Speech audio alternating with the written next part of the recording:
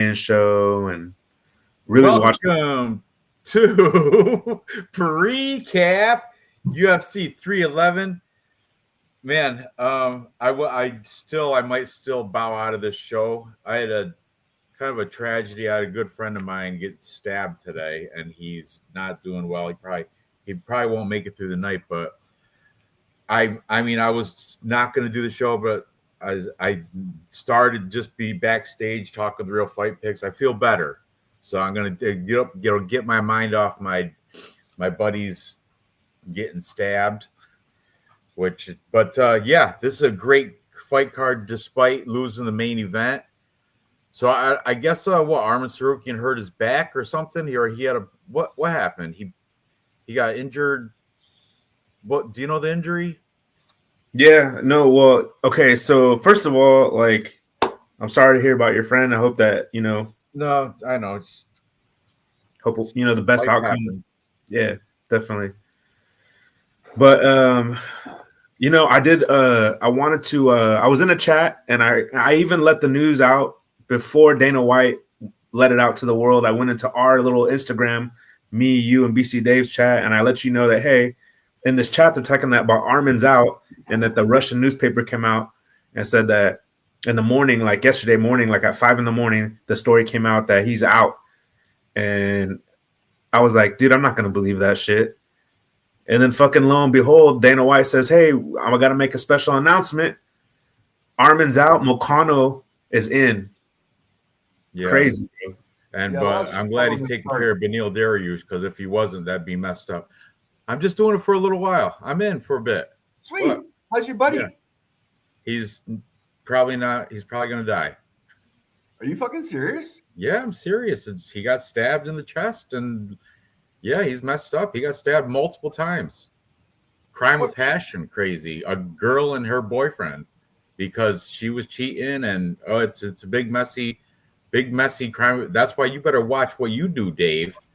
Oh, fuck you. Huh? Yeah, lesson learned. Watch your ass too. But anyway, I figured, this will get my mind off it. Why just I have my neighbor here, so when that other girl comes over, I'm calling my neighbor. Oh, you better keep that camera running. You better keep that camera running. Neighbors, that's all I gotta say. Neighbors coming over to save my ass. We'll get some views then. We'll get some views. Hide a weapon under the cushion, Dave. What's that? Keep a weapon under the cushion, just for your safety. No. I have a neighbor. My neighbor's my safety. Right there. Alibi. How you doing? She's looking at her phone. She's not gonna fucking look up. All right. So you guys ready to get into this? No, I'm not even fucking close, dude. All right, get ready. I'm gonna get a beer. Might as well get my mind off of my buddy Stevie. Are we live? Yeah, we're live. You're always late. We've been waiting for you for like 20 minutes. Go ahead. You guys. No. Get the face-offs up, all that stuff. I'm gonna go get a beer. Yeah, real fight picks you can go through later if you want while I'm doing that. I did horrible last week, by the way. The worst card in my entire history of doing picking cards. Hey man, 5 and 9. 5 and 9. Are you kidding me? Boom. You live in New York. I got every main card fight wrong. Every main card fight I got wrong. Yeah, I think we got a reverse sweep on that capper comparison pick parlay, which is all three of terrible. Were absolutely wrong. Start right with who was the first? The Gaziazulov or something. Dude, I just want to say this. That's the reason why I did not make any picks in Tapology. That's the reason why I was trying to get out of doing a show altogether, is because I knew what was in front of me already, a car crash. And this is just speaking for me. I know that there's other cappers out there. Gerald, that sprinkle, do all this shit. You know what I mean? I'm more of like a straight up, straight Jose Johnson. And first round? He's Harris. All three of them. Armbar, bro. Come on, bro. God damn, bro. Yeah, it was awful, man. It was terrible. But I got some good picks on this show. I can't wait. Let me go get a beer, and Dave hopefully he'll be back in a little bit. Mm-hmm. He better have the camera rolling when the whole little drama fiasco he's got going on. What's up, Gerald? Raw Torque. Yeah, I did terrible last week. And I knew it was going to be like that. Like, that's why I consider myself to be a potential professional, because I did not make any Tapology picks in the league. If you're in the league, I didn't do that because I knew it was going to be shitty. But shout out to the guys that are already here. What do we got for the first fight of the night? At 125 flyweights, we have Tagir Ulanbekov and Clayton Carpenter.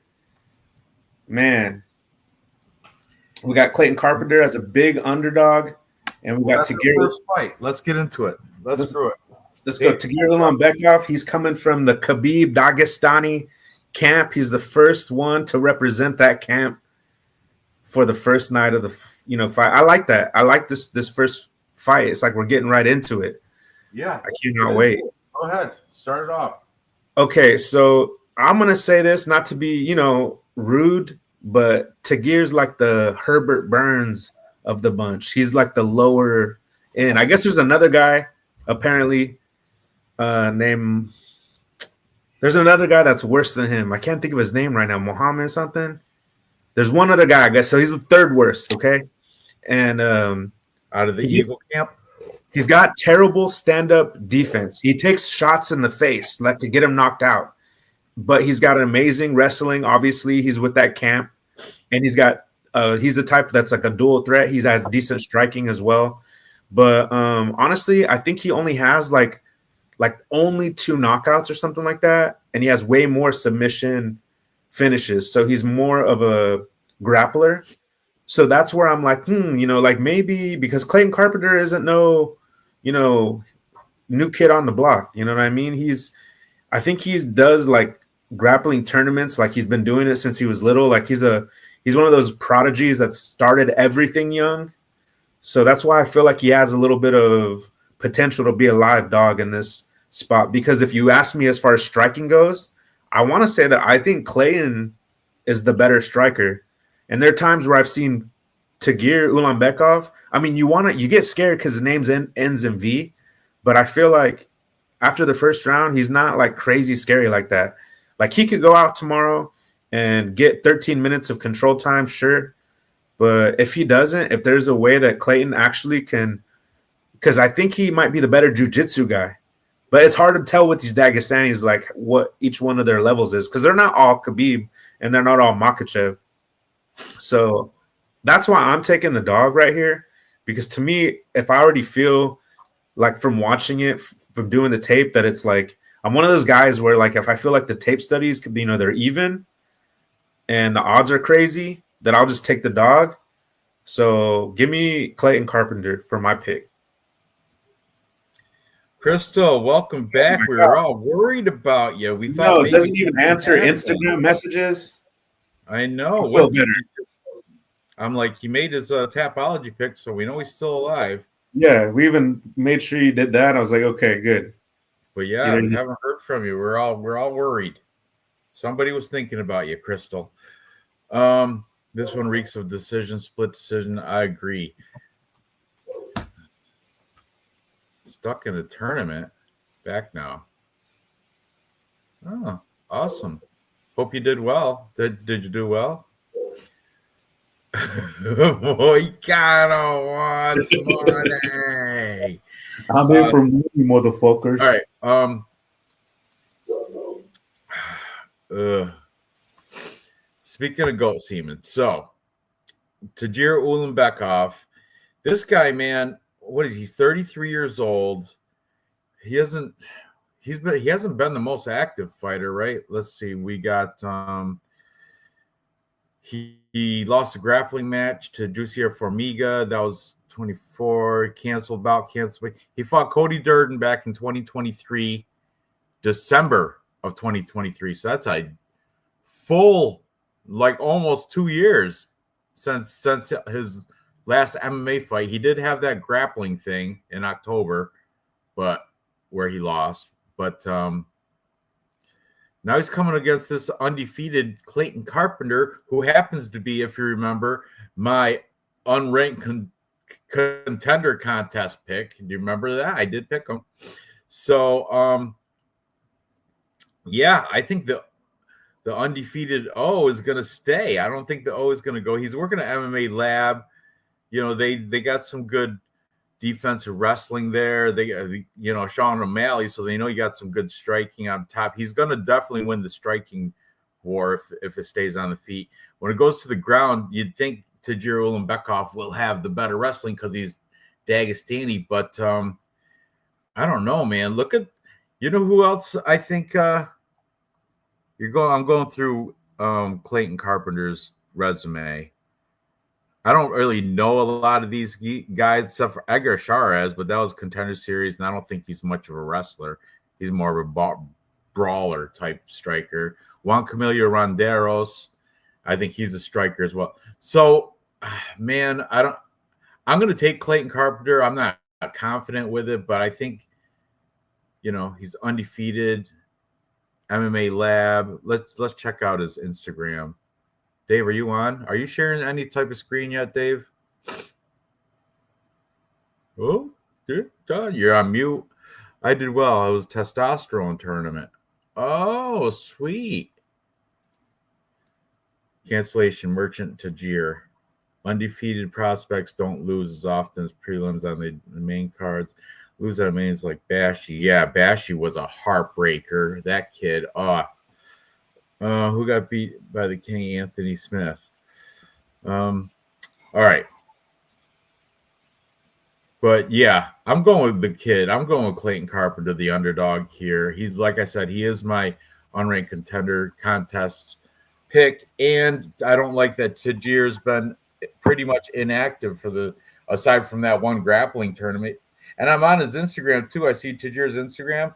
He's got pictures old as dirt here. This pictures like from, he's got one where he's signing posters, but that's only 2 days old. But he's showing pictures that are super old, like him and Khabib when they were like teenagers or something. He's reminiscing. Yeah. Okay. Here's one a week ago with Khabib, and he's got the gear on, so he's been putting it in. It's all in Russian. What's it say? 19 years of friendship, so many years of support. Yeah, he's riding the Khabib train. I'm going to definitely do it all full Dagestani parlay at the end of the show with Ulanbekov, but for the sake of Tapology and my full card prediction, I am going to say that Clayton Carpenter upsets this guy and wins a decision. I think I've seen Tajir Ulanbekov slow down. He's getting old. What is he, 33 too? And Clayton Carpenter, he's how old is he? He is 28. I don't know. I think Clayton Carpenter's got more gas in the tank as well. So yeah, I'm going Clayton Carpenter. Dave, what are you thinking? Yeah, I know. And say hi to Crystal. He's back. What's up, everybody?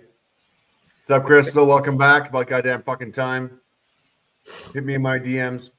I will, unfortunately, I cannot pick Clay Carpenter just because the crap that he has fucking fought. He has fought a who's who of nobodies and nobodies. But he's whereas, won them all. Yeah, I don't care. I think Tagir on the ground is a level above. I think Clayton might have an advantage on the feet with a little bit of speed just because of his youth. Having said that, Tagir's got a longer reach. He's a little bit higher.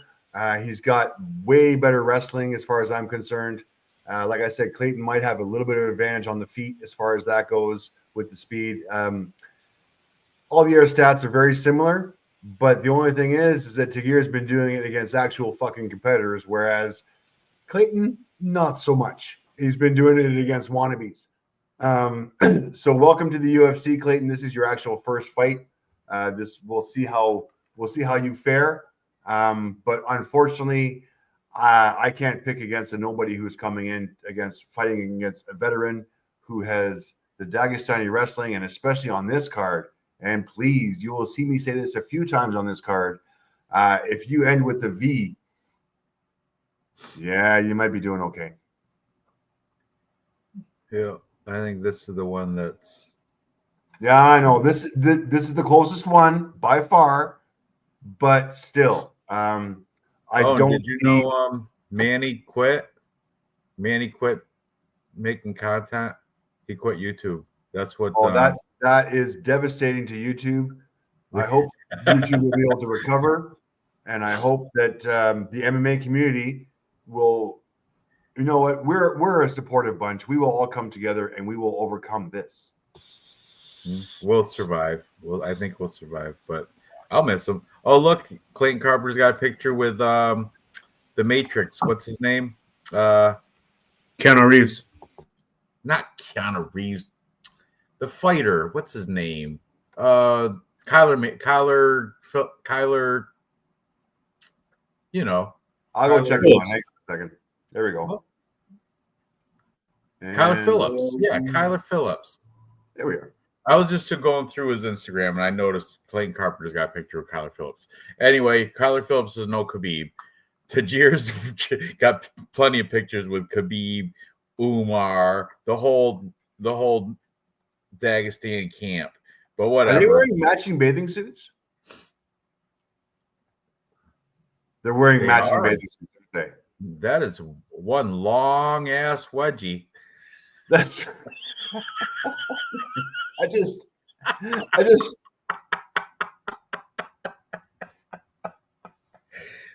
Oh.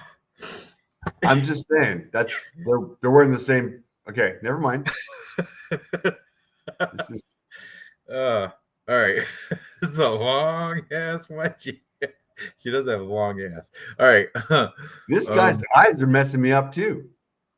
That's what made me think of Manny. That's not right. That's what made me think of Manny when I saw that dude. That's not right at all. All right. Clayton by split decision. Pour one out for Manny. Yeah, if I would, but I'm not. Yeah, make a big mess. Kyler Phillips, thank you, Matrix. And that is down further. There is a look at he loves Asians, Clayton Carpenter. Are they gay lovers? No, I think he's with that one Asian girl right there. If I'm That one? I don't know. One of them. I think that Asian girl is that Asian guy. Yeah, the other girl. You The other see one on the ground. I'm girl sorry. on the I'm other sorry. side. She spends time on her knees. I get it. A lot of them do. Wedgie. Fucking horrible. Concrete Clayton. Yeah. Anyway, yeah, he's my pick. Dave's on the smart side of Ulanbekov, but me and real fight picks are Dog money, baby. That's right. Rocha That's sucked, right. by the way. Okay. What is the last line? I think last I had Clayton Carpenter was plus 260, and Tajir was minus 325. Is that the same? Plus 250 and minus 334. Plus 250 minus 334. All right. Moving on. Next, we have Ricky Tercios. Pretty Ricky taking on Bernardo Sopaj. Sopai, I think you could say. Sopaj. Yeah, I'm taking Bernardo Sopaj here. Pretty Ricky's just not the. I mean, he's right there where he should be. He's right at UFC level, but not above it. And he's, you know what I mean? He's doing enough to be in the UFC, but let's see, his coming off a loss, he got submitted by Raul Rosas. He did beat Kevin Natividad. That's a good win. Split decision though, you know. He lost to Ayman Zahabi. That's but then he's been this on-off wrestler since he's been in the UFC. Brady Heistand, that's another split decision win. He's just lackluster. You know, he's just missing something. Bernardo Sopaj also coming off a loss by a flying knee, though. You got to give him that. You get caught with them, it's kind of hard to win. And that's that's one fight in the UFC for this guy, Sopaj, or Sopai, whatever. Oh, man. I still have to go with the younger. He's 24. He's an All-Stars Training Center. That's with Kamzat's over there. I don't know if he's training with him or nothing. I didn't check his Instagrams, but yeah, I think Sopaj, whatever. I think he's gonna win. I would imagine by decision. I just don't like Ricky Tercio. I'm fading Ricky Tercios just because he's let me down in the past, and I like. And plus, here's another thing I'll throw in there. He trains out of Fortis down in Texas, I think. Right? Is it Fortis? Go up a little bit. What's his camp? It's definitely a Texas camp. Oh, Gracie Barra, same thing. Gracie Barra Woodlands. That's Great White. What Morono? That's Alex Morono's place. Gracie Barra Woodlands. Okay, but do you know who else trains there? Is the guy that does the Sure Dog, Duffy, and the old cop there. They do the Sure Dog MMA prediction show there. Ed Duffy and Keith Schilling, Ed Duffy. Ed Duffy trains down Gracie Barra with these guys, and he on his show picked against Ricky Tercios, and he knows the dude. He sees him all the time, and he's picked against him. So what's that tell you?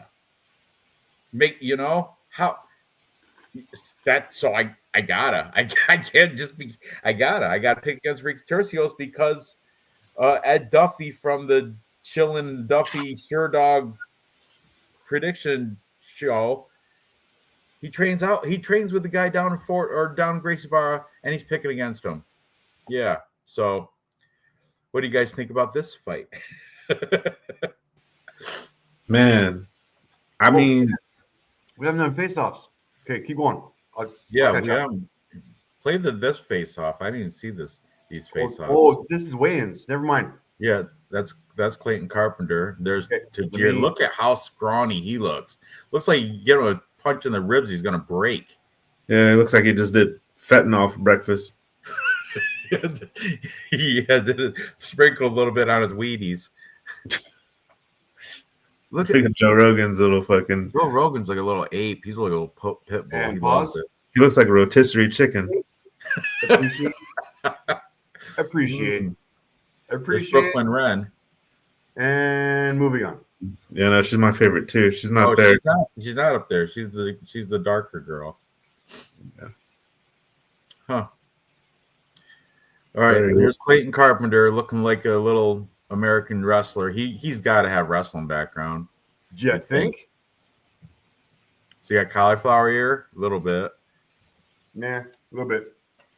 Look at that shit. He's on. What's he on? Ripped right up. Got the Christian cross hanging on his neck. He's on that good shit, boy. Yeah, he's on the good. Yeah. And here comes the good. Well, look, they didn't even care about Tajir. Let's show Khabib. Did you see that? Who cares about Tajir and his wonky eye? Let's show Khabib.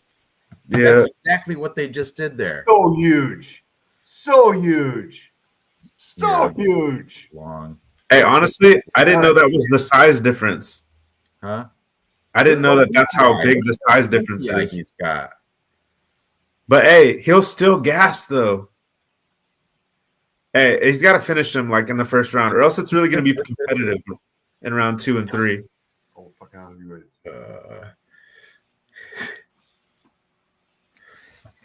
All right. Anyway, sorry, that was the first one. Duffy is sponsored by DraftKings. Here we go. It's funny. Clayton by Skull Size, Travis and Terrier Development Skull Tour. George Floyd Diet. What's good? MMA Jesus in the house. I got the dog start the card too. Me and Real Fight Picks. Both are on the Clayton Carpenter side. But now we're talking about this bum. Ricky Tercios. This bum. What flag was that? Is that the He's from Ecuador, right? Look. Is that Puerto Rico? I thought he was from Tennessee or something. No. What's that where they eat pupusas? El Salvador? He's from Houston. Yeah, he's from but what was that flag he had? I can't see. I think it's crimpling it up. Why don't you? I thought he was gonna wipe his armpit out with it. Disgraceful. Don't do that with your flags, Ricky. He's gonna throw it. Ricky Tercios.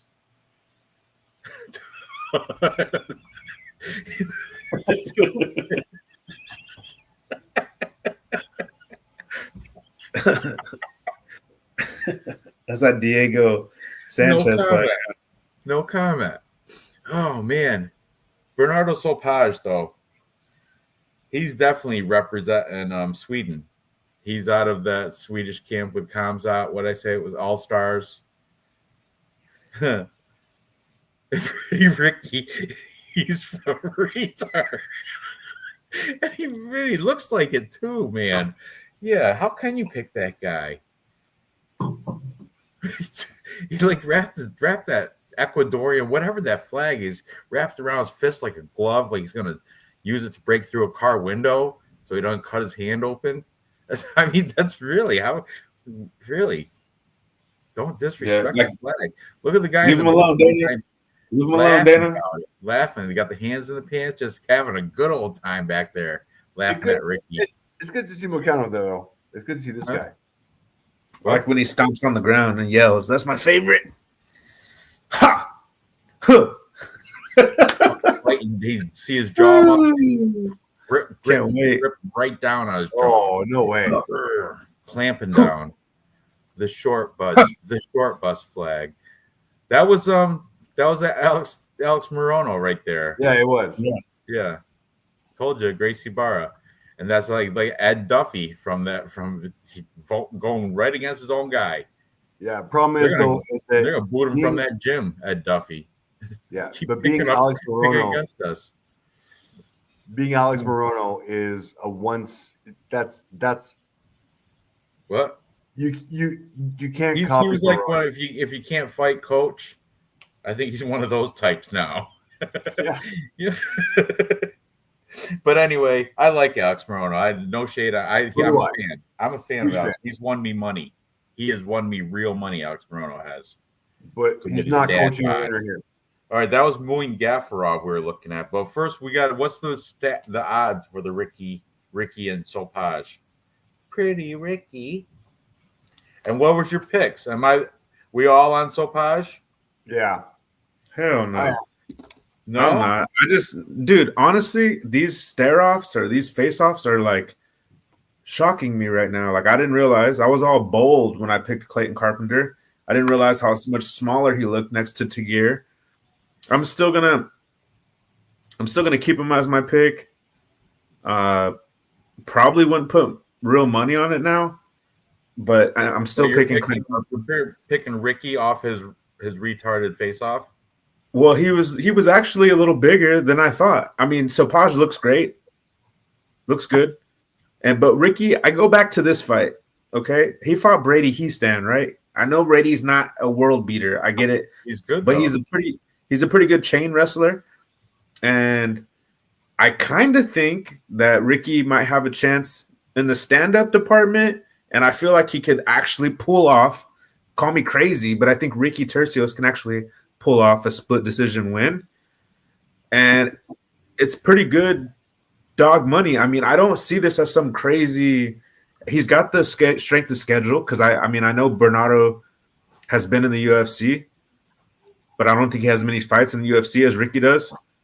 Even though, it's not the most amazing resume. I get he lost to Raul Rosas, but this might be easier. Bernardo only got one fight in the UFC, and it's a loss.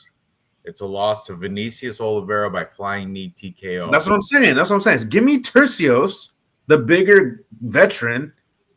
Give me Tercios and the plus money. I'm gonna go with Ricky. I'm picking him. We're gonna have to look at their Instagrams. I hate to do it, but we're gonna have to.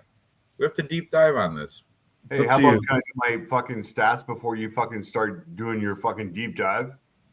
And I'll tell you. I mean, that was my breakdown. That was my turn. I'm done. Go ahead. End scene. Okay, so you're talking about Ricky Tercios versus Brady Hillstrand, which happened in 2021. That's the best you can fucking do for me? 2021. And on top of which, by the way, Brady took him down 6 times. 6 times. And it was a fucking split decision win with a fucking knockdown. Okay, You cannot pull fucking stats out or pull fucking fights out from 3 years ago where the guy won a split decision, got 100 taken down strikes. 6 times, He's in his prime though. Like he can got still taken do down that. against a fucking retard. All right, Brady, he's not that good, and he took him down 6 times. Now you're telling me Bernardo takes him down 6 times? This is the same result? I don't fucking think so. Not even close. Ricky Turcos. Okay. Let's first of all let's look at Bernard, who has only had one fight, which he took on short notice against Oliveira. That's fucking a huge fucking deal. I get it. He got tagged in round 3, 441, literally 19 seconds before the end of the fucking fight.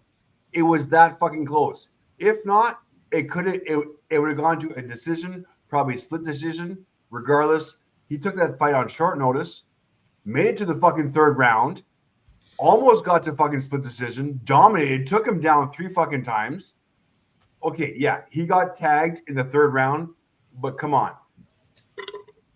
The balls of taking a fight on short notice against fucking Oliveira, against a fucking good actual fighter, and taking it to round 3, deep in round 3, and then just getting tagged, no fucking way. UFC has set this fucking guy up for a win. I got Bernardo all fucking day long. All day long. All day long.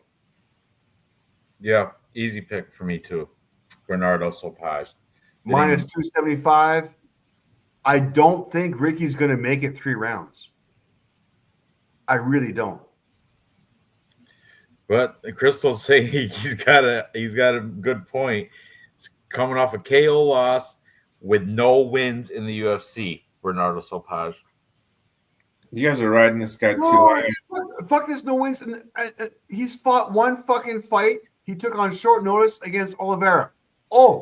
How about Dave? How about we look at his Instagram and see what's going on with him, Bernardo Sopaj. I'll do it. Whatever. Anyways, hold on a second. Before you go there, Bet365, Bet Boost. Sopaj. That's not a J. That's an I at the end. Sopaj. Whatever. Anyways, method of victory, Sopaj by TKO or DQ under 2.5 rounds plus 450. Plus 450 for this guy under 2.5 rounds. Please start your accounts with fucking Bet365 and bet the mortgage on the plus 350 under 2.5 rounds. Fuck you, Turkios. You suck.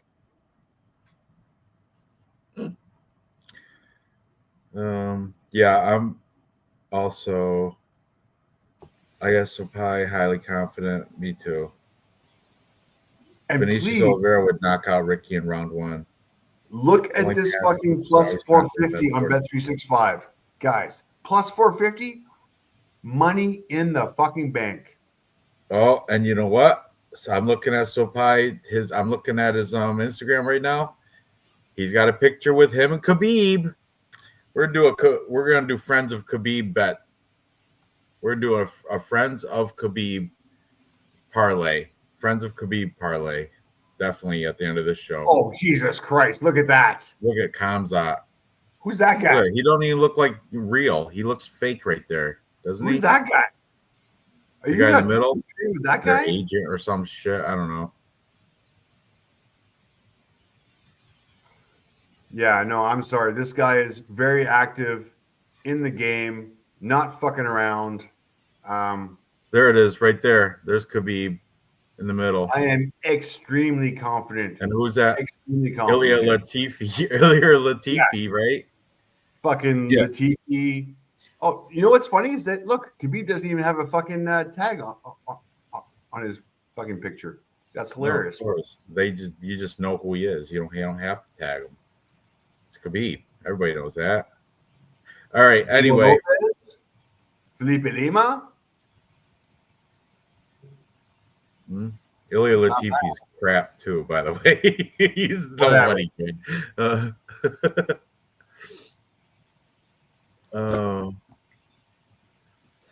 Anyways. Okay. moving Easy night on. for me. Moving on. Guys, Let's look for the next fight. We don't have to spend a lot of time on either because it's going to be a murder. We have the undefeated Japanese fighter and Rinya Nakamura taking on 19-6 Muin Gafarov. Eesh. Yeah, this is a wide line, and I believe it should be because Rinya Nakamura won the under 23 worlds, meaning the best under 23 wrestler in the world. The youth, like that's what what's his name, Bo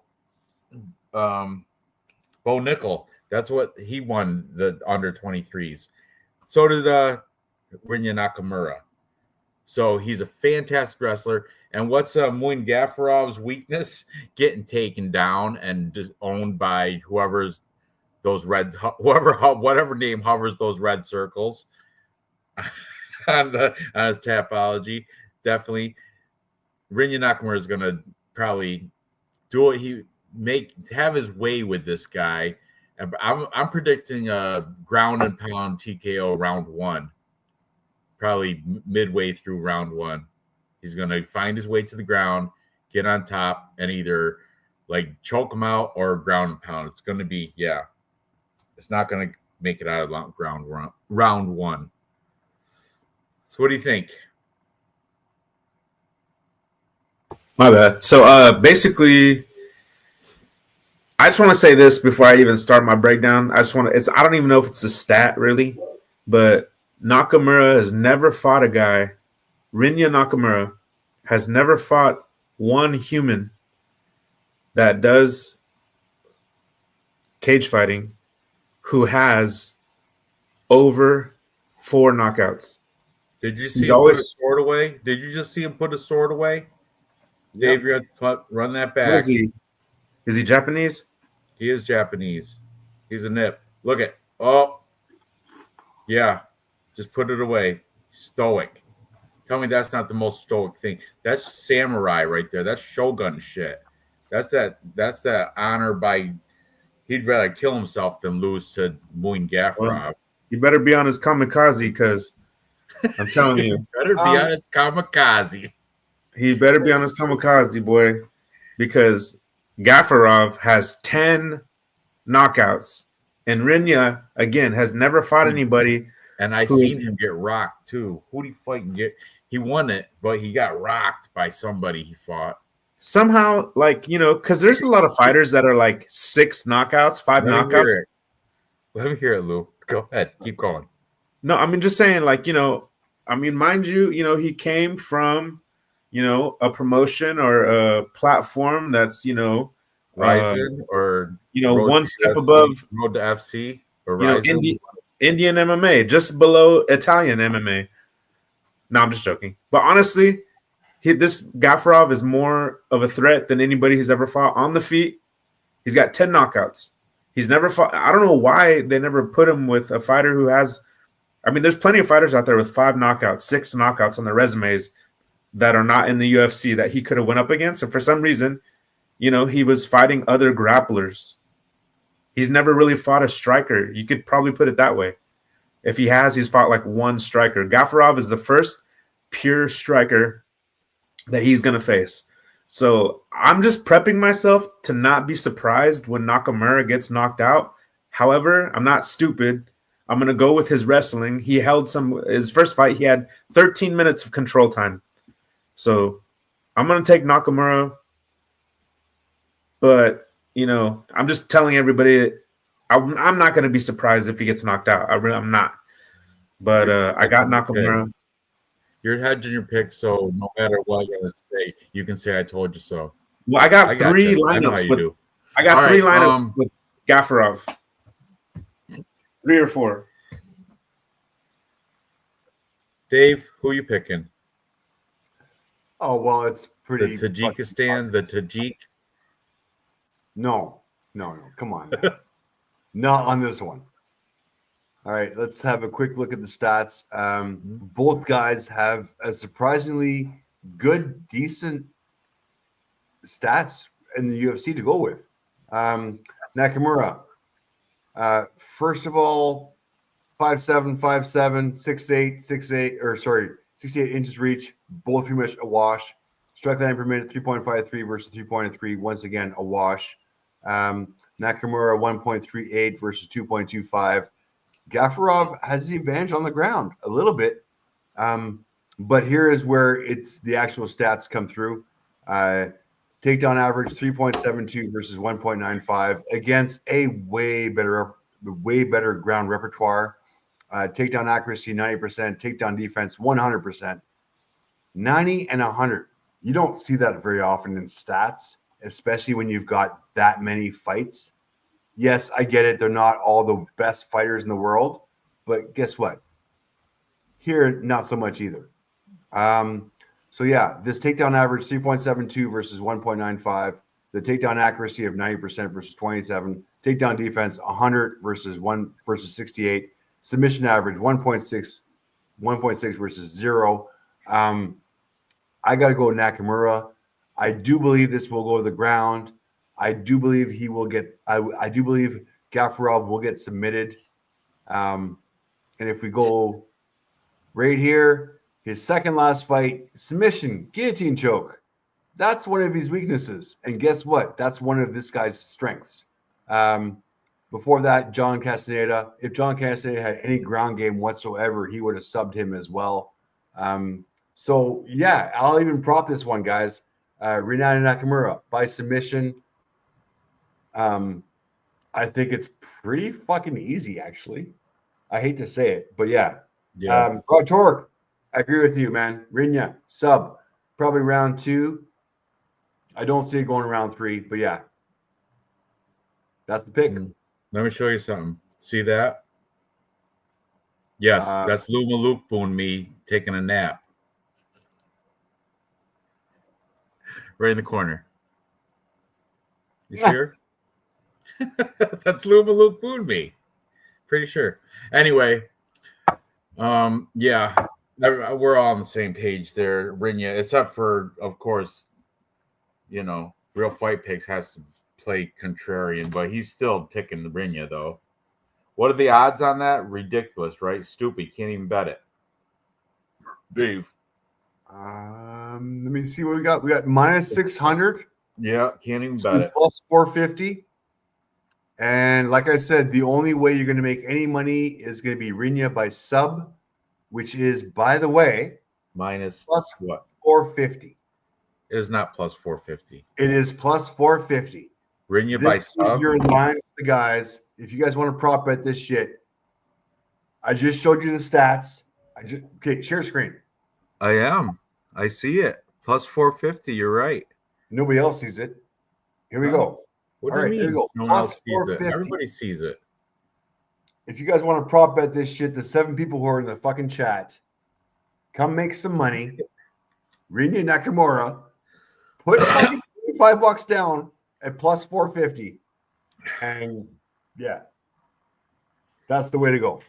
That is my prop bet. Gafarov is training with Merab Davashvili and that camp over there, looks like, on his Instagram. And I think that was really Luma Lukeboon me in that picture, too, by the way. All right. Moving on. Next we have a challenging. This one, I'll be honest, this is one of the harder fights to pick. Next one, the girl fight. We have Carol Hossa taking on Aileen Perez.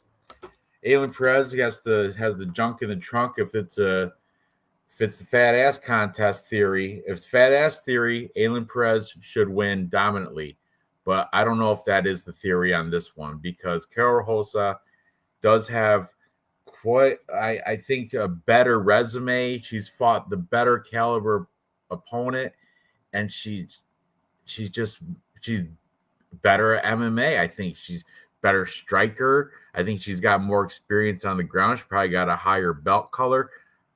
I know there's a lot of red in there, but comparatively, once you look at Aileen Perez, click that one. Look at twerking. Go down. She's a pretty girl, but all right, so let's see her UFC. Okay, had the debut against Stephanie Edgar, lost, and then Then she went against just who's the best out of those? Jocelyn Edwards. That's the best fighter out of all four of them. Yeah, well, and you know what? Steven Smith sucks. Which one of those girls can wrestle? The only one that can do any type of Stephanie Eggers, the judo lady. Aside from that, all those other girls, they're strikers. None of them can. Carol Hossa can out wrestle all of them. Yeah, that's why I got it. Despite the fat ass theory, I'm gonna have to take Carol Hossa to get this win. I mean, female fight, so.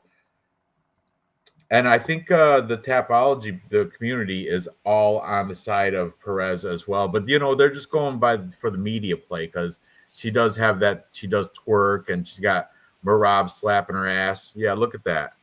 68%. No.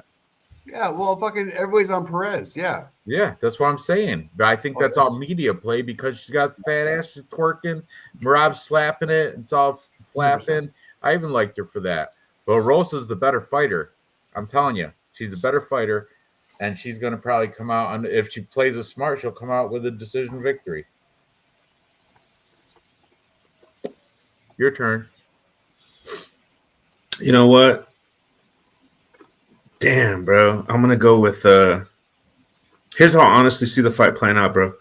I see Perez winning the first round, and I've seen Perez gas out where she was dominating 2 rounds and then lost the last round. And Perez is a gym rat. You know what I mean? Like, I feel like she acts dumb on purpose, like this right here, like coming out with flowers and shit on her hair. Did you see at the weigh-ins when she weighed in after she finished weighing in?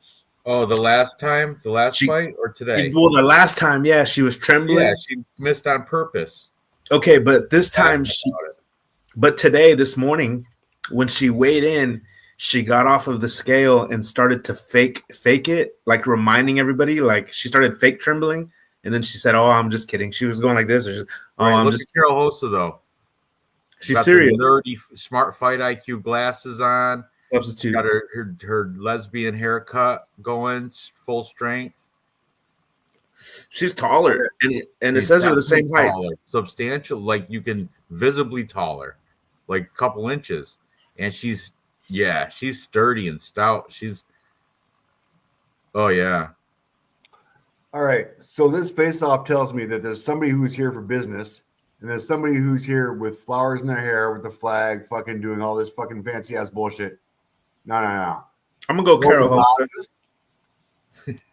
Meaning business. I'm gonna go Carol Hossa. You know what though? I just want to say that Jocelyn Edwards is I feel like she's an improving fighter. Yeah, that's why I said she was the best out of all those girls that Perez did beat. Jocelyn Edwards is the best one out of all of them.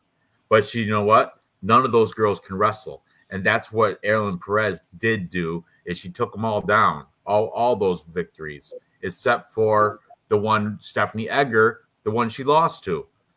Because Stephanie Egger's a judo champ or something. So I think Carol Hossa, if it does go to the ground, Carol Hossa's better. If it stays on the feet, Carol Hossa's better. Okay, so this screen is up for Gerald Lynch. Nakamura is in love with his hands. Subday is behind him. I get it. His last fight, 38-12, 3 takedowns, 36-15, 4 takedowns. His last real, this is what put him on the map, was when he knocked out Kazama with 2 knockdowns. I get it. Gerald Lynch, path to victory is on the ground, homie. On the ground all day. He has to know that. Sorry. Moving on. Did you show? Okay. So we're all on the side of Carol Hossa. What's the odds for this fight? She is at minus 250. I mean, minus 250. Gee, that's why people are taking shot on Perez. I mean, by decision, she's at minus 138. I do believe, I hate to say this, I think she's going to finish her. And it might be by sub. I don't think so. I don't think so. And that line moved substantially because when I wrote him down earlier in the week, Carol Hossa was minus 185 and Perez was plus 155. What is she now? Perez plus two something? Plus 200. What does that say? Plus 200. So the line definitely, a lot of money's come in on this. The smart money came in on Carol Hossa because I realized that Perez is just a big dog and pony show. No, she's good, man. She's She is good, good, but people forget, man. Sorry. Honestly, like, there's not that many good women wrestlers, so she's gonna be a lot. Of course, MMA Jesus has Perez all day. Rosa effing sucks. I'm gonna be honest with you. I was in the beginning of the week. I was on Perez as well, but now that I've heard all these different cappers and looked at it, and the stats, right? The stats show it, right? Dave, stats show that. Yeah, she crushes it on the volume.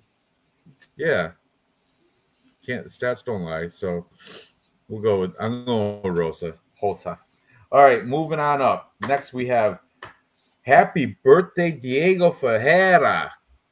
I guess it's his 40th birthday tomorrow. And it's going to be in a loss to Grant Dawson, unfortunately. Yeah, Grant Dawson, 22-2-1, taking on Diego Ferreira, 19-5 on his 40th birthday, I do believe. Let me get to it in Tapology as Dave does as well.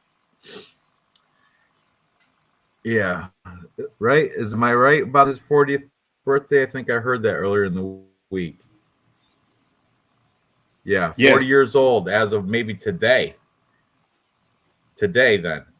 Happy birthday. Unfortunately, I still think Grant Dawson's probably going to take care of business tomorrow. Unfortunately, he's probably going to do it. Grant Dawson is 10 years younger. He's more physical. He's a better wrestler. I think Diego Ferreira can probably outstrike him on the feet, but I don't think it's going to stay on the feet. I think Grant Dawson's going to take this to the ground and get a decision victory with blanket coverage, control time, all that boring crap. Grant Dawson's not the flashiest fighter, but then again, who knows? Maybe Ferreira can catch him like he got caught by what's his name there, Bobby Green. Was that like 30 seconds? So, I mean, you never know. It is a fight. And also, Ferreira's coming off, he's on a winning look. He beat Michael Johnson. Then he fraud checked Matus Rebecki. Boom, boom. Coming off back-to-back wins, knockout wins, too. That's wild, but bro. Before that, That's so crazy. You know what I mean? Like, to beat Matus Rebecki like that? I mean, because Matus isn't a fraud. He's the real deal. I know, and so is Michael Johnson, but huge double-digit losses. But still, those are two great wins. But you know what? Grant Dawson's on a higher level. He just is.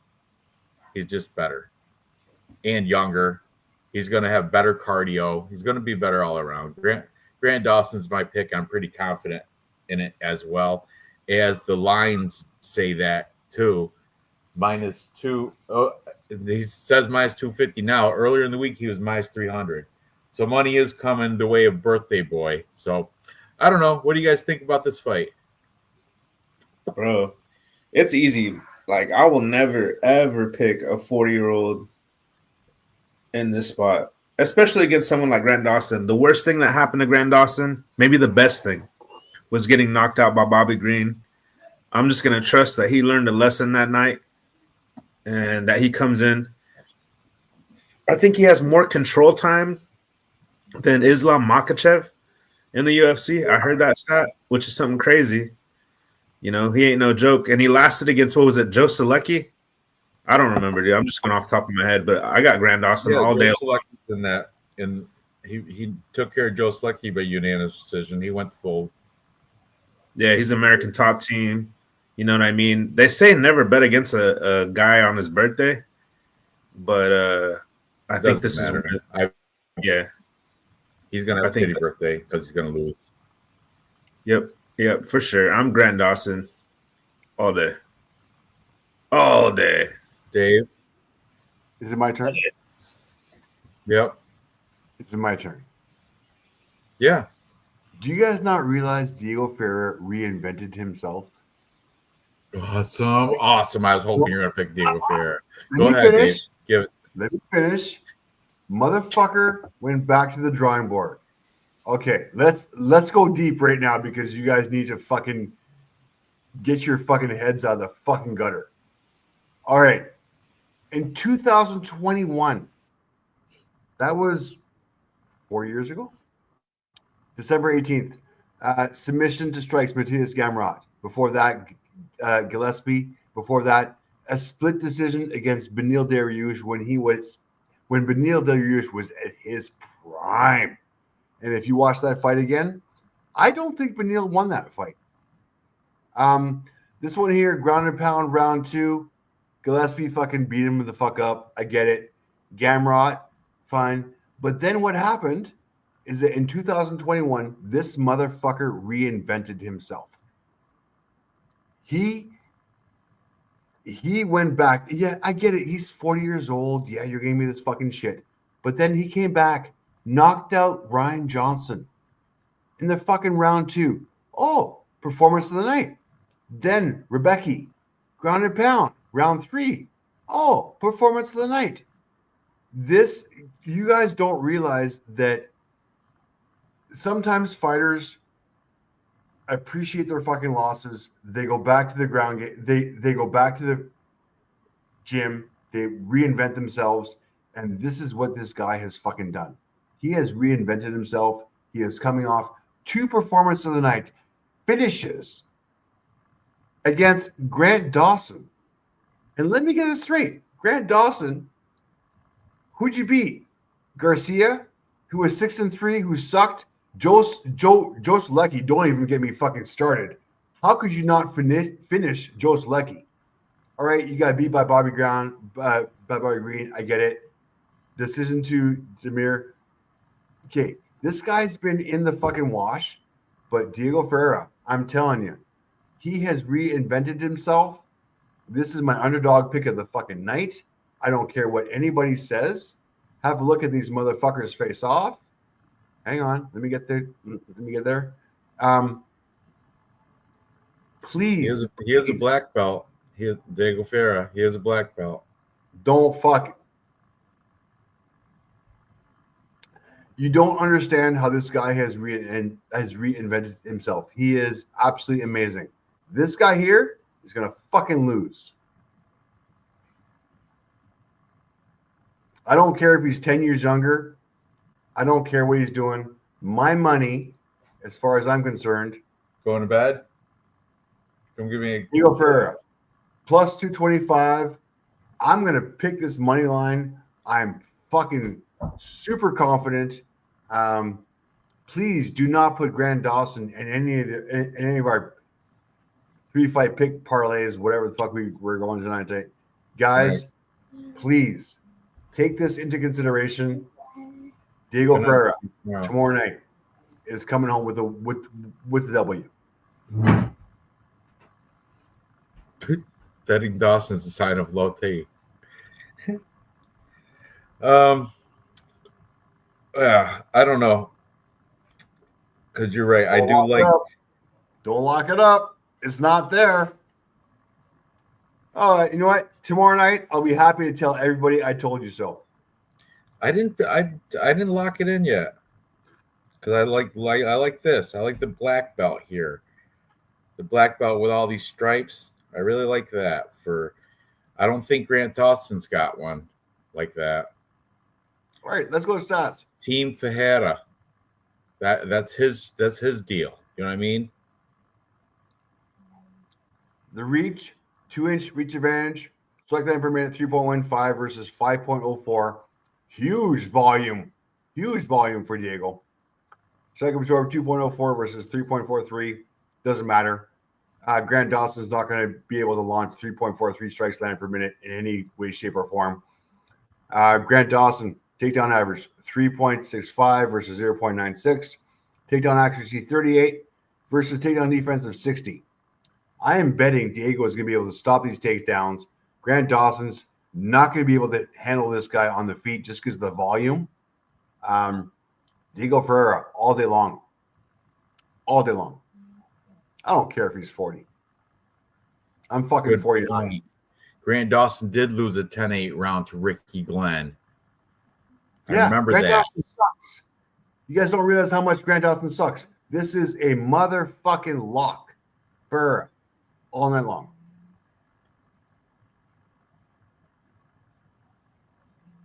Yeah, I'm flipping my pick, I think. I'm going to flip my pick. I didn't bet anything yet, so.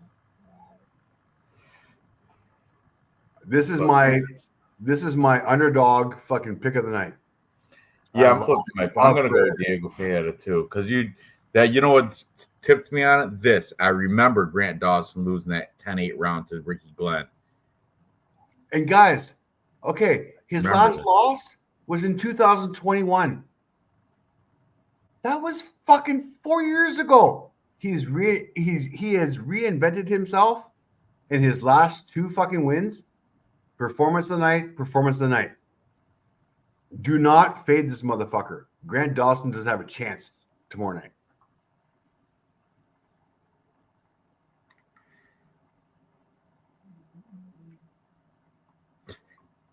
All right. Lou, you gonna stick with your real fight picks? You sticking with Grant Dawson? You're on mute. Oh, my bad. I was going through. That was beautiful. You know what I mean? What a breakdown. Honestly, I don't even want to say anything right now.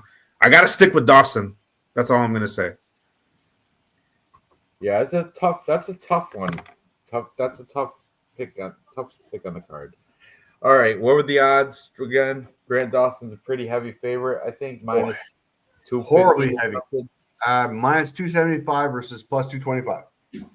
Plus 225. Okay, moving on.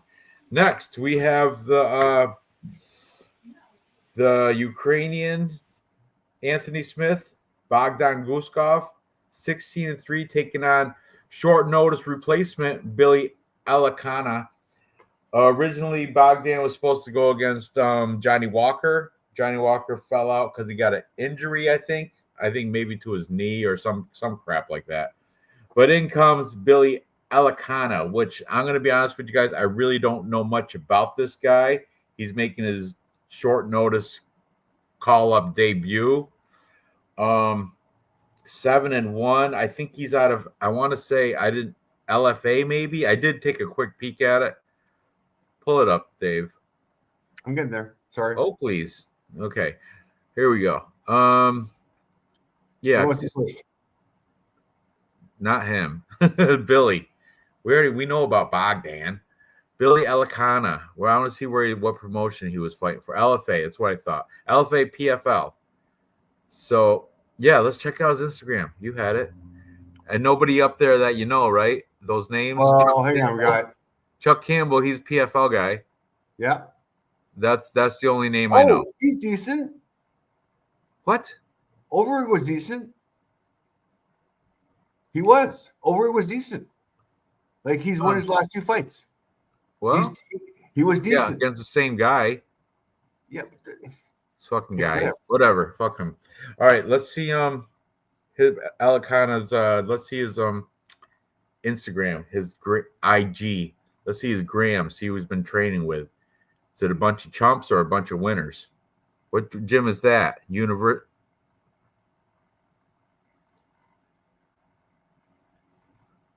Lights out. Oh, yeah. That guy's a bomb, though. That guy's a bomb. Yeah, exactly. He was fucking slow as fuck. Lights out. Who's in the gym here? Who got? Holy shit! Look at that guy in the end. Jesus, is that this guy? No, the other steroids. Look at the guy. This guy. Oh, fuck. What is he doing? He is a must. Who's one of these kids doing the steroids? A couple of these. That's the linebacker for the fucking doing the steroid. He's down the juice right there. That guy. Anyways, that was 72 weeks ago. Yeah. Billy Elicana has breakfast with that dude 72 weeks ago, guy, if he has breakfast with that dude on the end, he's gonna win.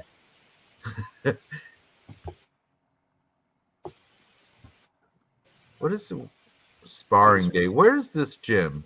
What is Billy Elicana? What state is he in? Team Picana? No way. He doesn't have his own gym. Uprising MMA. Uprising MMA Training Center. Wonder where. What's his topology say? Let me see. I'll figure it out. That was a long time ago. Yeah, he hasn't. He's this short notice. That's why you got to pick. You can't pick him. You can't pick him because he's short notice. We don't know if he's coming off the couch.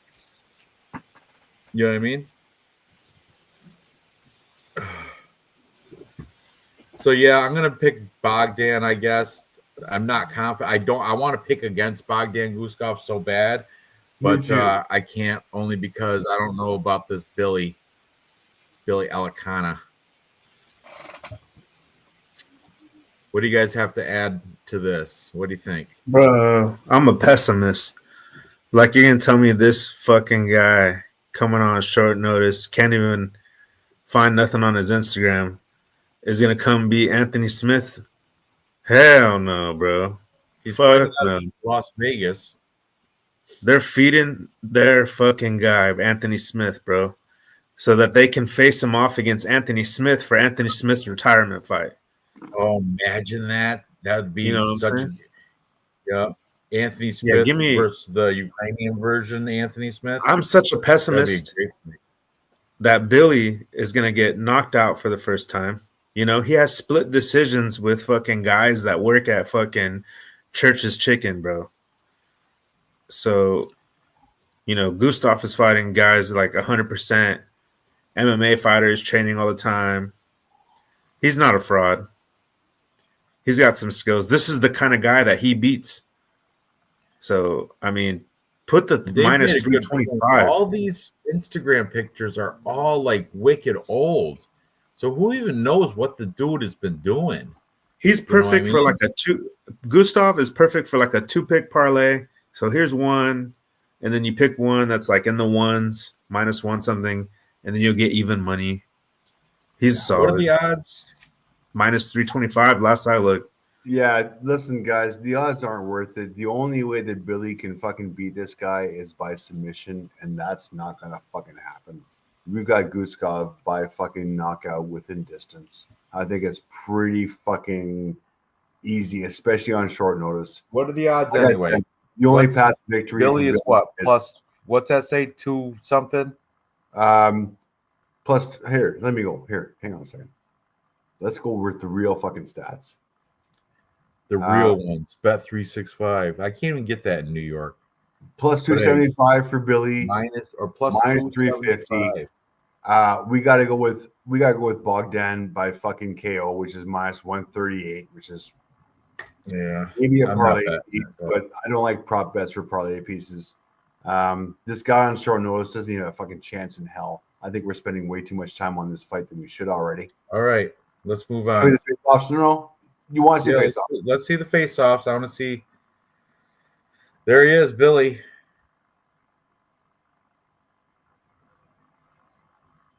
Welcome. Cash your fucking paycheck and go home. Oh, I hope he surprises everybody and knocks Bogdan right out. That would be He's awesome. gonna knock him out? I'm not saying that's going to happen, but I'm saying that would be awesome. That would be awesome. That'd be hilarious. That'd be like the fucking. Bogdan looks like an orc. He looks like a fucking gigantor. It looks like it's a different weight class. He looks like Billy Corgan or whatever. The Smashing from Pumpkins. Smashing Pumpkins, a little bit. That's a different fucking weight class right there. Watch this. Look at the height. Watch this. Look at the height what Billy's got. Watch this. He's got a whole hat height. You take the hat off and he's still, yeah, he's much bigger, Billy. Nah. He is. You just see the face-offs. He's got like Yeah, 3 but so inches is on what? you. So was Johnny Walker, right? Oh, Yeah. let me look at stats real quick. Bogdan. Strike line per minute, 3.13 versus Oh, 0.0 because he's never fought in the fucking UFC before. And I got They're talking about that one dude, the big bodybuilding guy. no stats for Billy because he's short notice. First time in the UFC. Welcome. You're gonna lose. Is he in the Goat Lover parlay? No, he's not friends of Khabib. He's not part of that.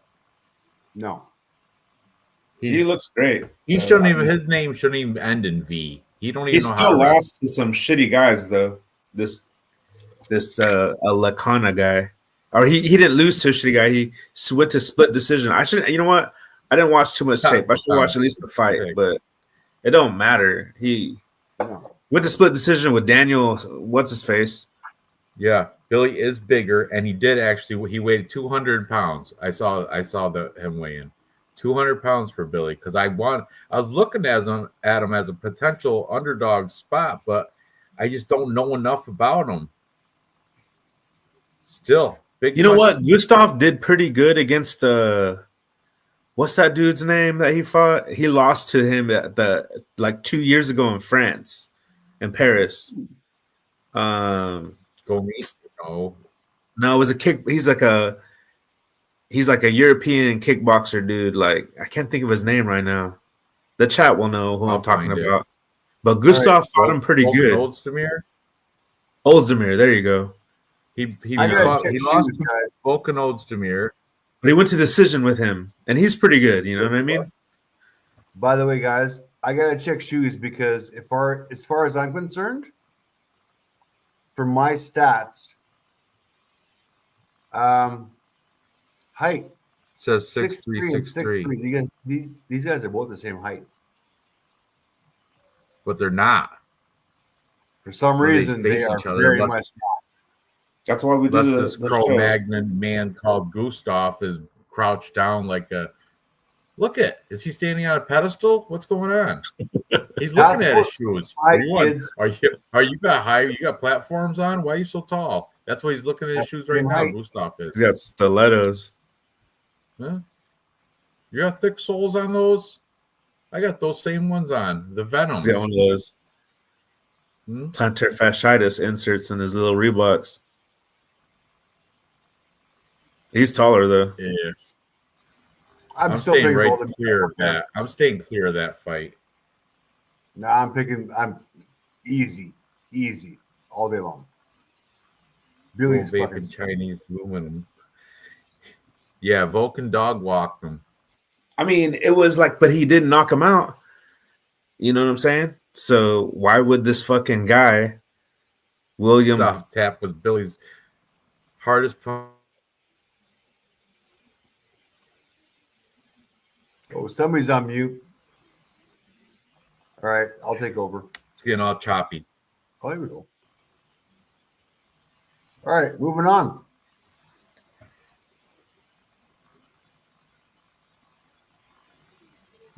So wait, who did you pick, Dave? Who do you think? I hope you picked Gustav. Yeah, slightly. Good. Round 2 KO right here. Okay, cool. I got round 1.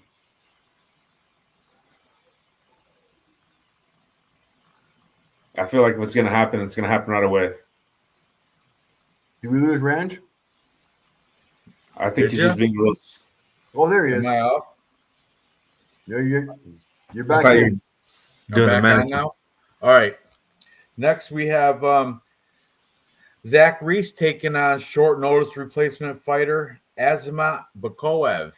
Azamat Bakoev is coming in for who was the original? It was Cedricus Dumas. Yes. Cedricus, I don't know what happened. Maybe he got arrested or something. But Cedricus is not fighting. Now we got the better fighter in Azamat Bakoev. To be honest with you guys, I was going to take Zach Reese to beat Cedricus Dumas. But now I'm taking this Russian guy, Azamat Bakoev, 18-3, to come in here and give it to Zach Reese. How the tides have shifted in this fight at middleweight. I don't know much. Here's another one. I don't know much about the short notice guy, but I know his name ends in V, and he looks like he can wrestle. He's from Russia. So let's find out, right?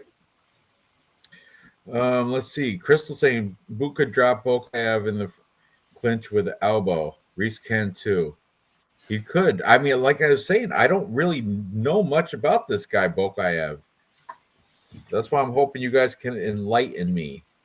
I had Moto over Reese, but give me Reese KO via elbows here for the meme. I don't know. Fill me, teach me, learn me. Bokayev is he's a pressure fighter. He likes to go forward slowly, like he's very like plodding. He's always going forward, always.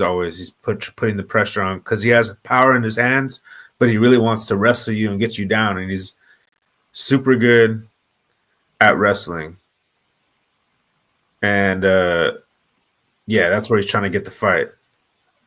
But he's coming in on 5 days' notice. American Top Team. I mean, but he was traveling. He looks like he's the type of guy that stays in shape, so he's always going to be ready for the call.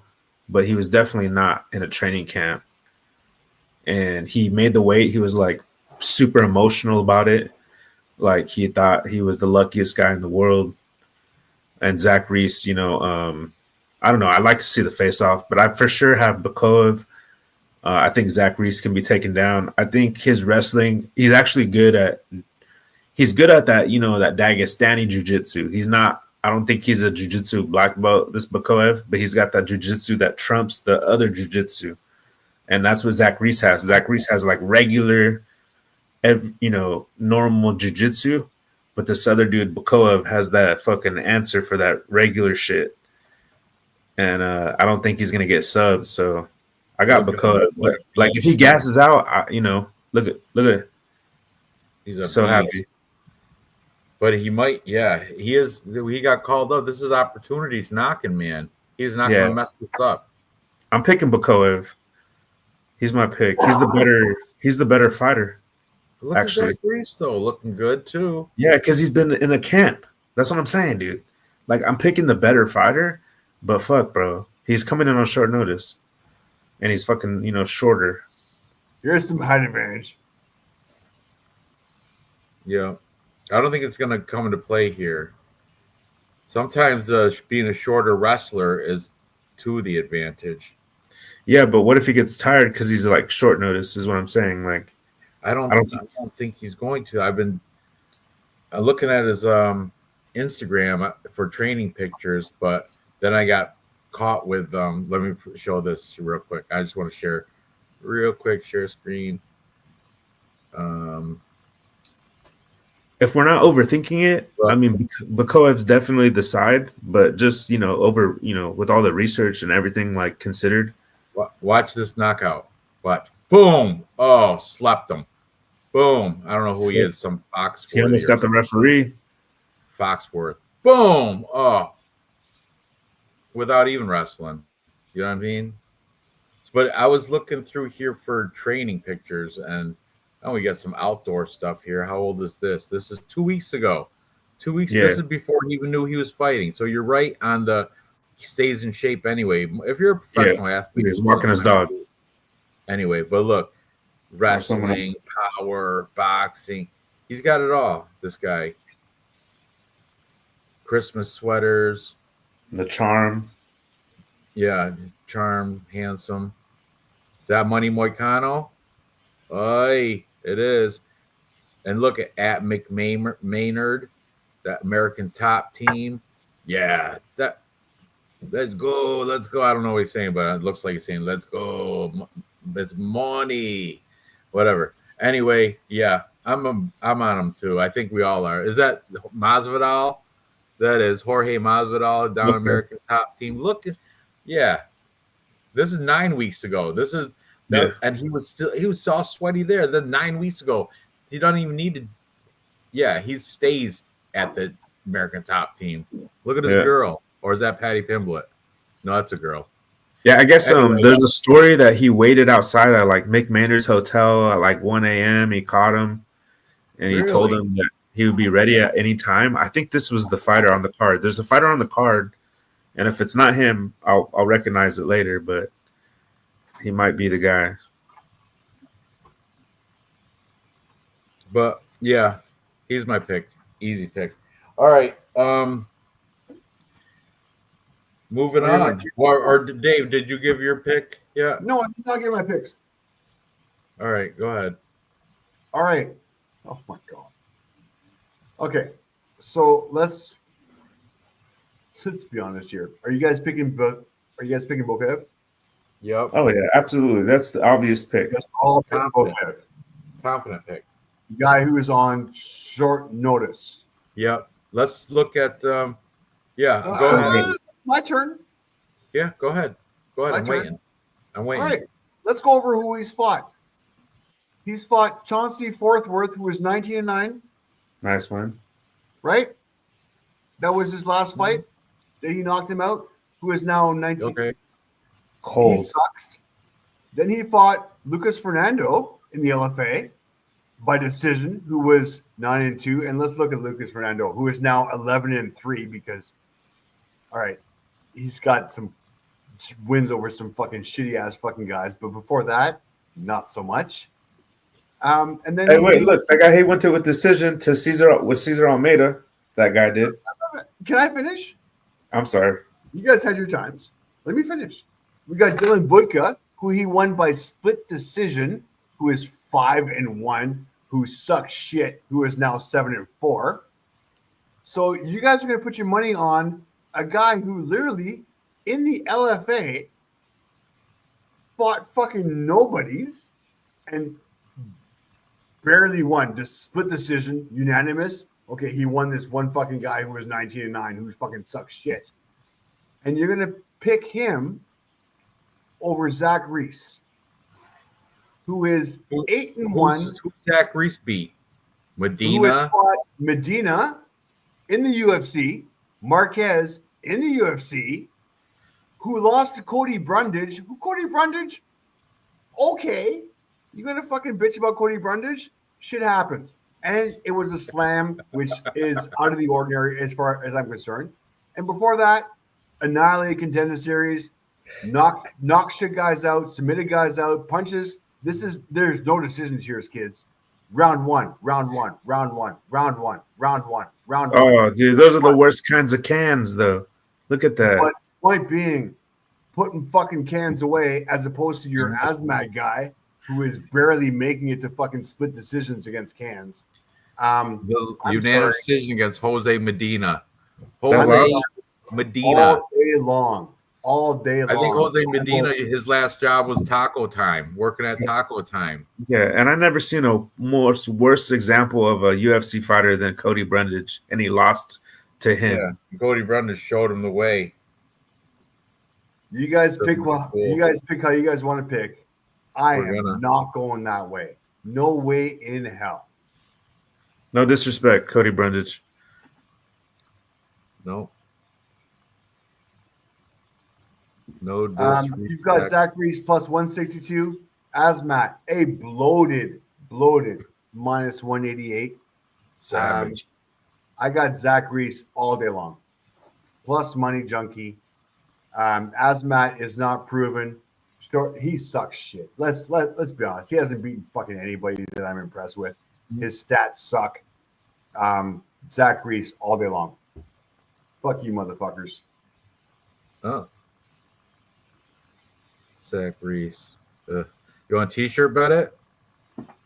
All day long. Sweet. You get a t-shirt, I get a hoodie. All right, that's fine. Actually, you know what? I need a new fucking cap. You're gonna lose. Doesn't matter. Like, you could bet whatever.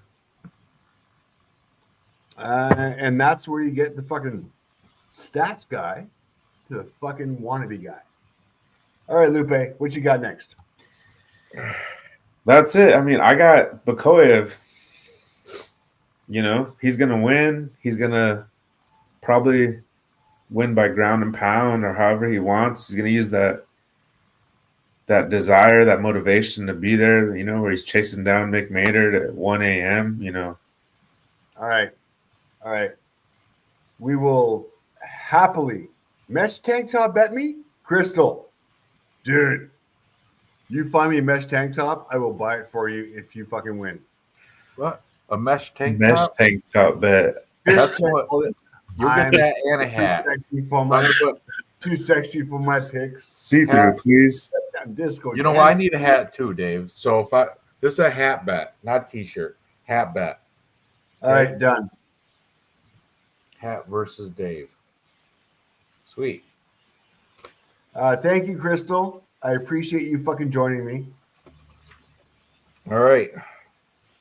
Moving on. Next, we have the feature fight of the prelims. We got the 9-0 Peyton Talbot, another unranked contest pick for me, taking on the veteran in Raoni Barcelos. I'm all over Peyton Talbot. I think he's the next hot thing. He's like another version of Sean O'Malley, just a little bit.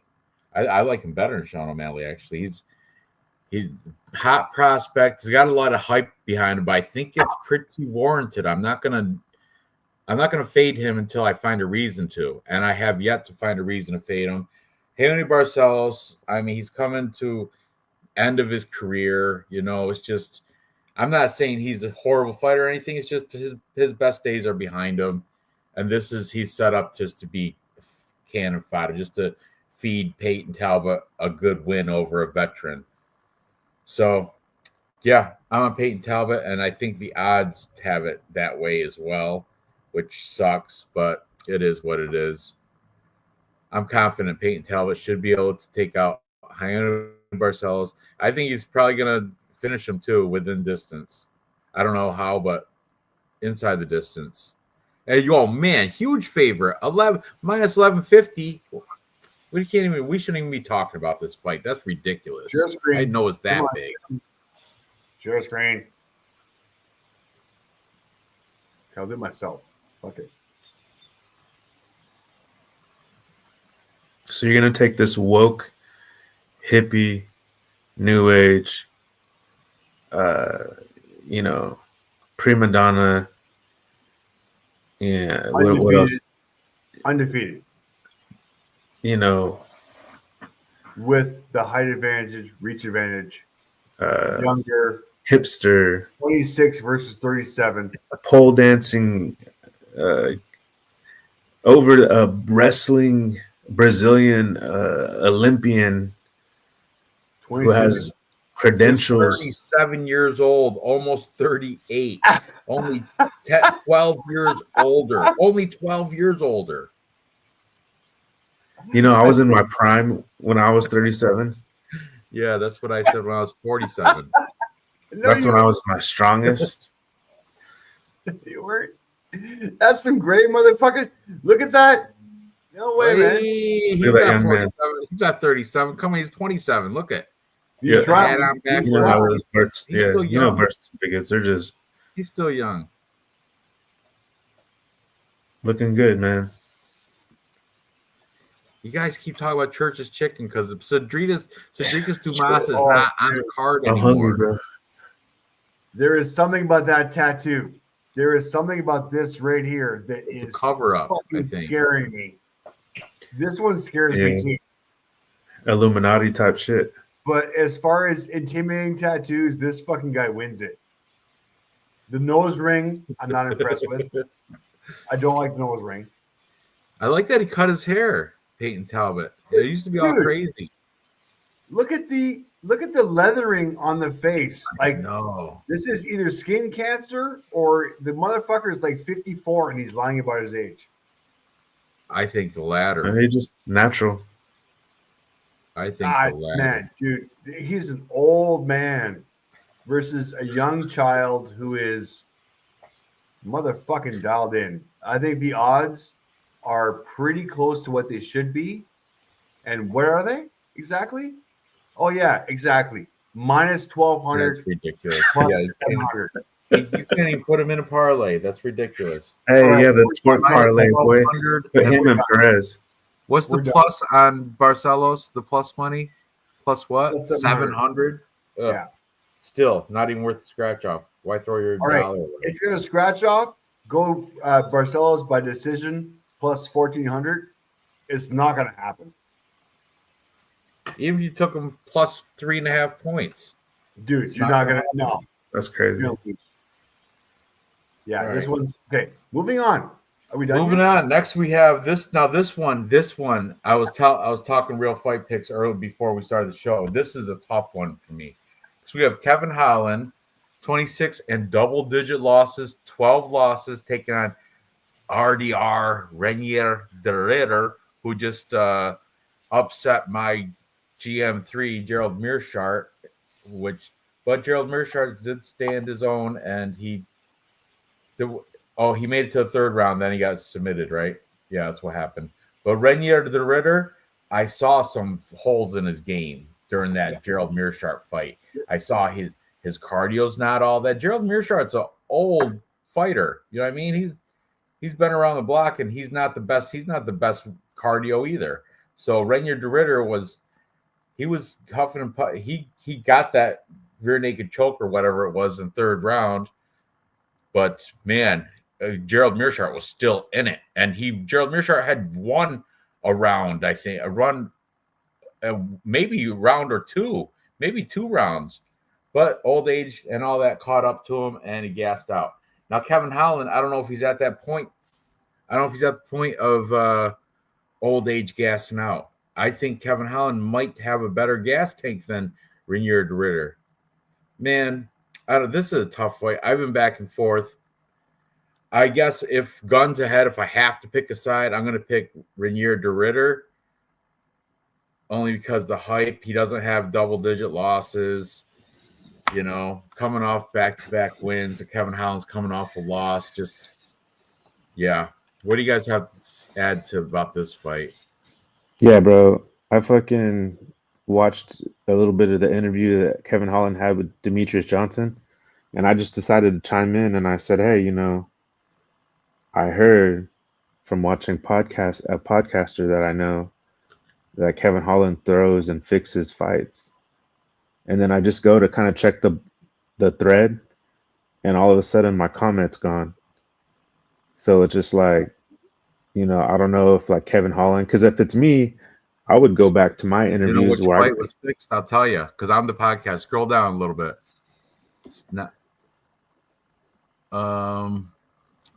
It was no. Scroll down. It was earlier. Down further.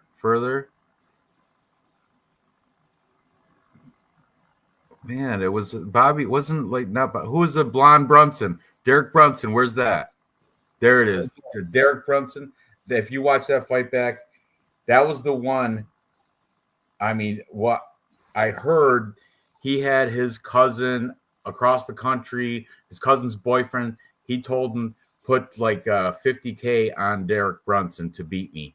And then if you watch the fight back, he's like talking to Derek Brunson while he's on the ground. I know he's known for talking during his fights, like that Jacare Souza. He's like, I dreamt of this, and he knocked him out, all that stuff. But yeah, the Derek Brunson fight was he threw that, and if you watch the fight back, I believe I stand behind it. Watch it back, and you can see. Bro, so you say this to me, right? And I just like always had it in the back of my mind. And then I watched his interview with Nina Drama, and she asked him like, "What's your biggest red flag?" And he's like, "I cheat." So like already I'm like, damn, this dude's like dishonest. You know what I mean? Like he's kind of snaky a little bit. And then what you said, it kind of like got, it all came together. And then the next thing you know, he breaks a rib in the middle of the round. It just seemed odd. And I was just like, wow, bro, like prove me wrong that you're not fixing these fights. You know what I mean? He's on this crazy losing streak. So and that made I don't Jesus know, makes man. a good point. That Riddler, I'm telling you, Gerald Mearshart was winning that fight until he got submitted. Thing is oh look, and he now still won. That Kevin Holland was throwing the Wonder Boy fight. I'm just saying he's a pretty distracting guy. Like I was watching that fight where he fought the shark. What's his name? Jacare Souza. Yeah. And they were on the ground. something. Yeah, they're on the ground, and then he kind of like waved his leg, I think, or his arm, and he got Jacare to look up, and then that's how he kind of set him up. But I'm That was like, the dude, one that's he an was old, saying, I dreamt about this. I dreamt this. He was talking to yeah, him during the that's an fight. older fighter. All his victories like that are like of older people, and he's And he not barely good at speaks English. 185. And Kevin Holland's out there telling him, I dreamt this knockout. Dude, Kevin Holland does not win a fight in the UFC at 185 ever again. Ever again. And if he's fighting at 185, he's probably telling his friends to bet against him. I don't trust All Kevin right. Holland. Everything you said makes sense, Ranj, and you put it out there, bro, not me out. You know what I mean? But like, it's like it's size, it seems like it. It seems like it. That's all I'm saying. Holland maybe win until he gets submitted. Could be. He moves his leg around and get the speed to KO him. I don't know. What's your pick? I got the Ritter for sure. Like this is easy. Okay. Like this is like easy Dave? money. It's on you, Dave. Oh, fuck.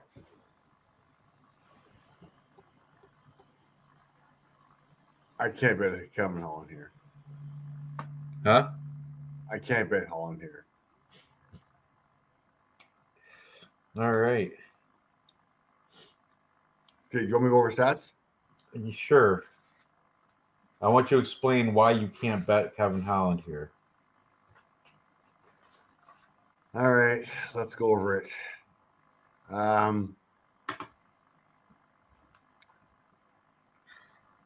Strike time per minute, 4.24 versus 3.24. It's close. The strike absorbed 3.21 versus 2.56. It kind of evens out my ratio as far as the strike time per minute. Renier de Ritter is a specialist. And this is what fucking bugs the fuck out of me. And this is where Kevin Holland is going to have some serious issues. And we've seen this in his last fights. Takedown average 0.83 versus, what does that say? 6.39? 0.3 versus 6. Fuck. That fucking sucks. Takedown accuracy 38. I get it. Takedown defense 54 versus 100. Submission average 1.3. And I get it. This was against only one fight. But who was it against? GM3. This fucking drives me nuts. GM3 is got like, why? Okay, Ranj, why do we call GM3 the legend? Because he has the ground game, the black belts, all the things.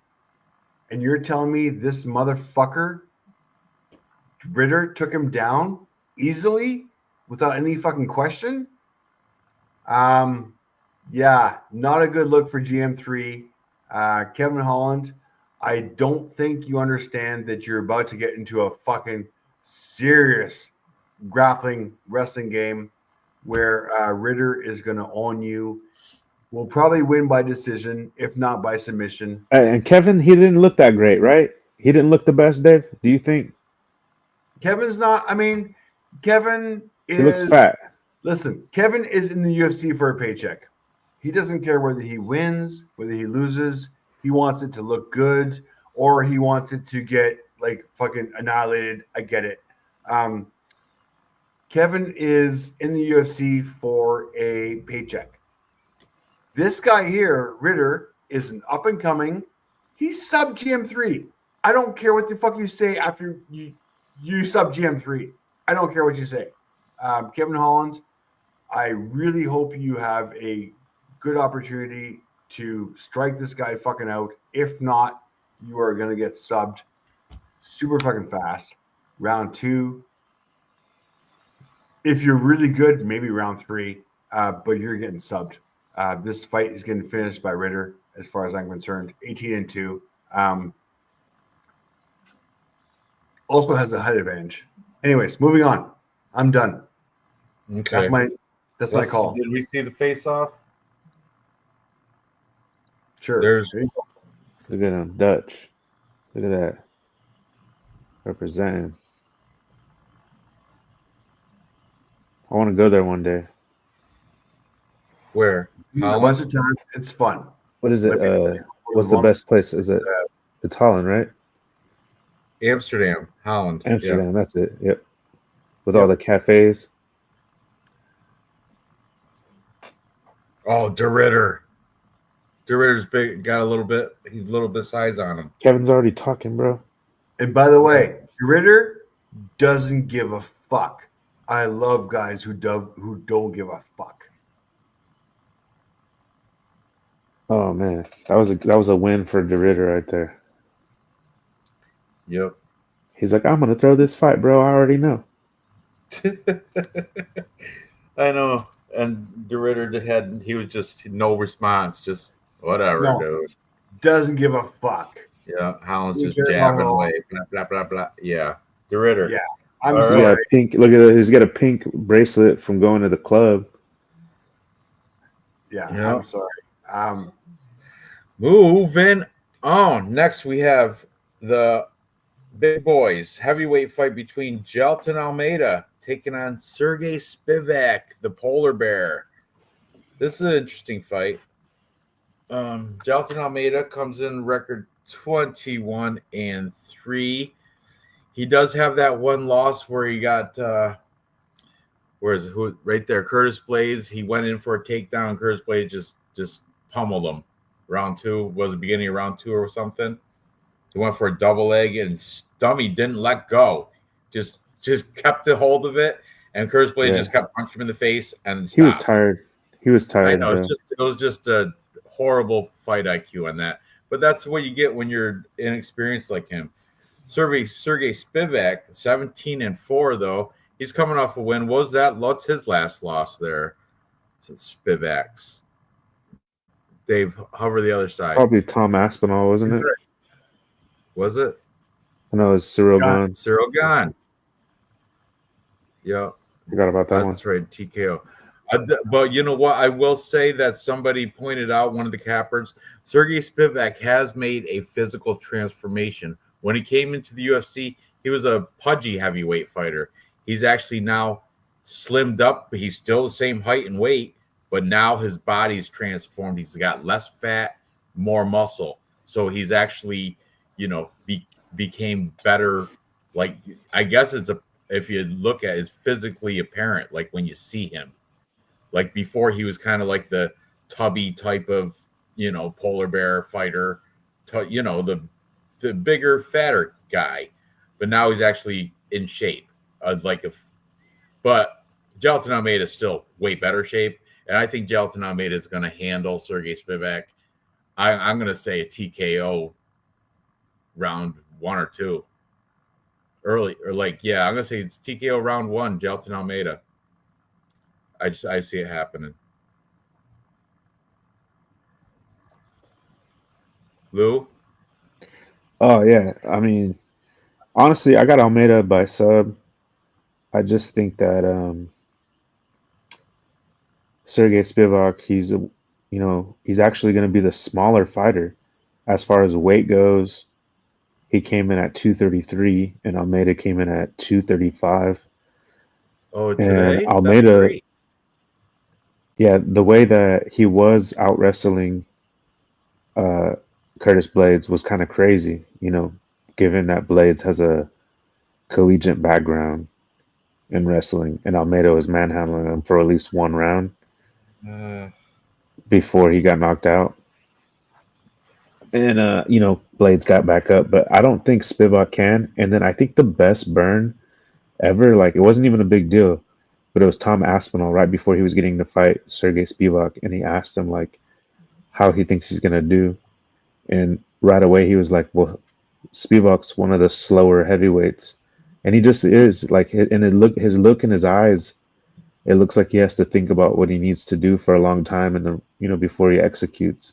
And Almeida's the total opposite. He's like, this is what I'm going to do. And he just does it. And so I feel like that's going to play a big role in the fight, which is why Almeida's a super favorite. So I'm going to go with the favorite, Almeida.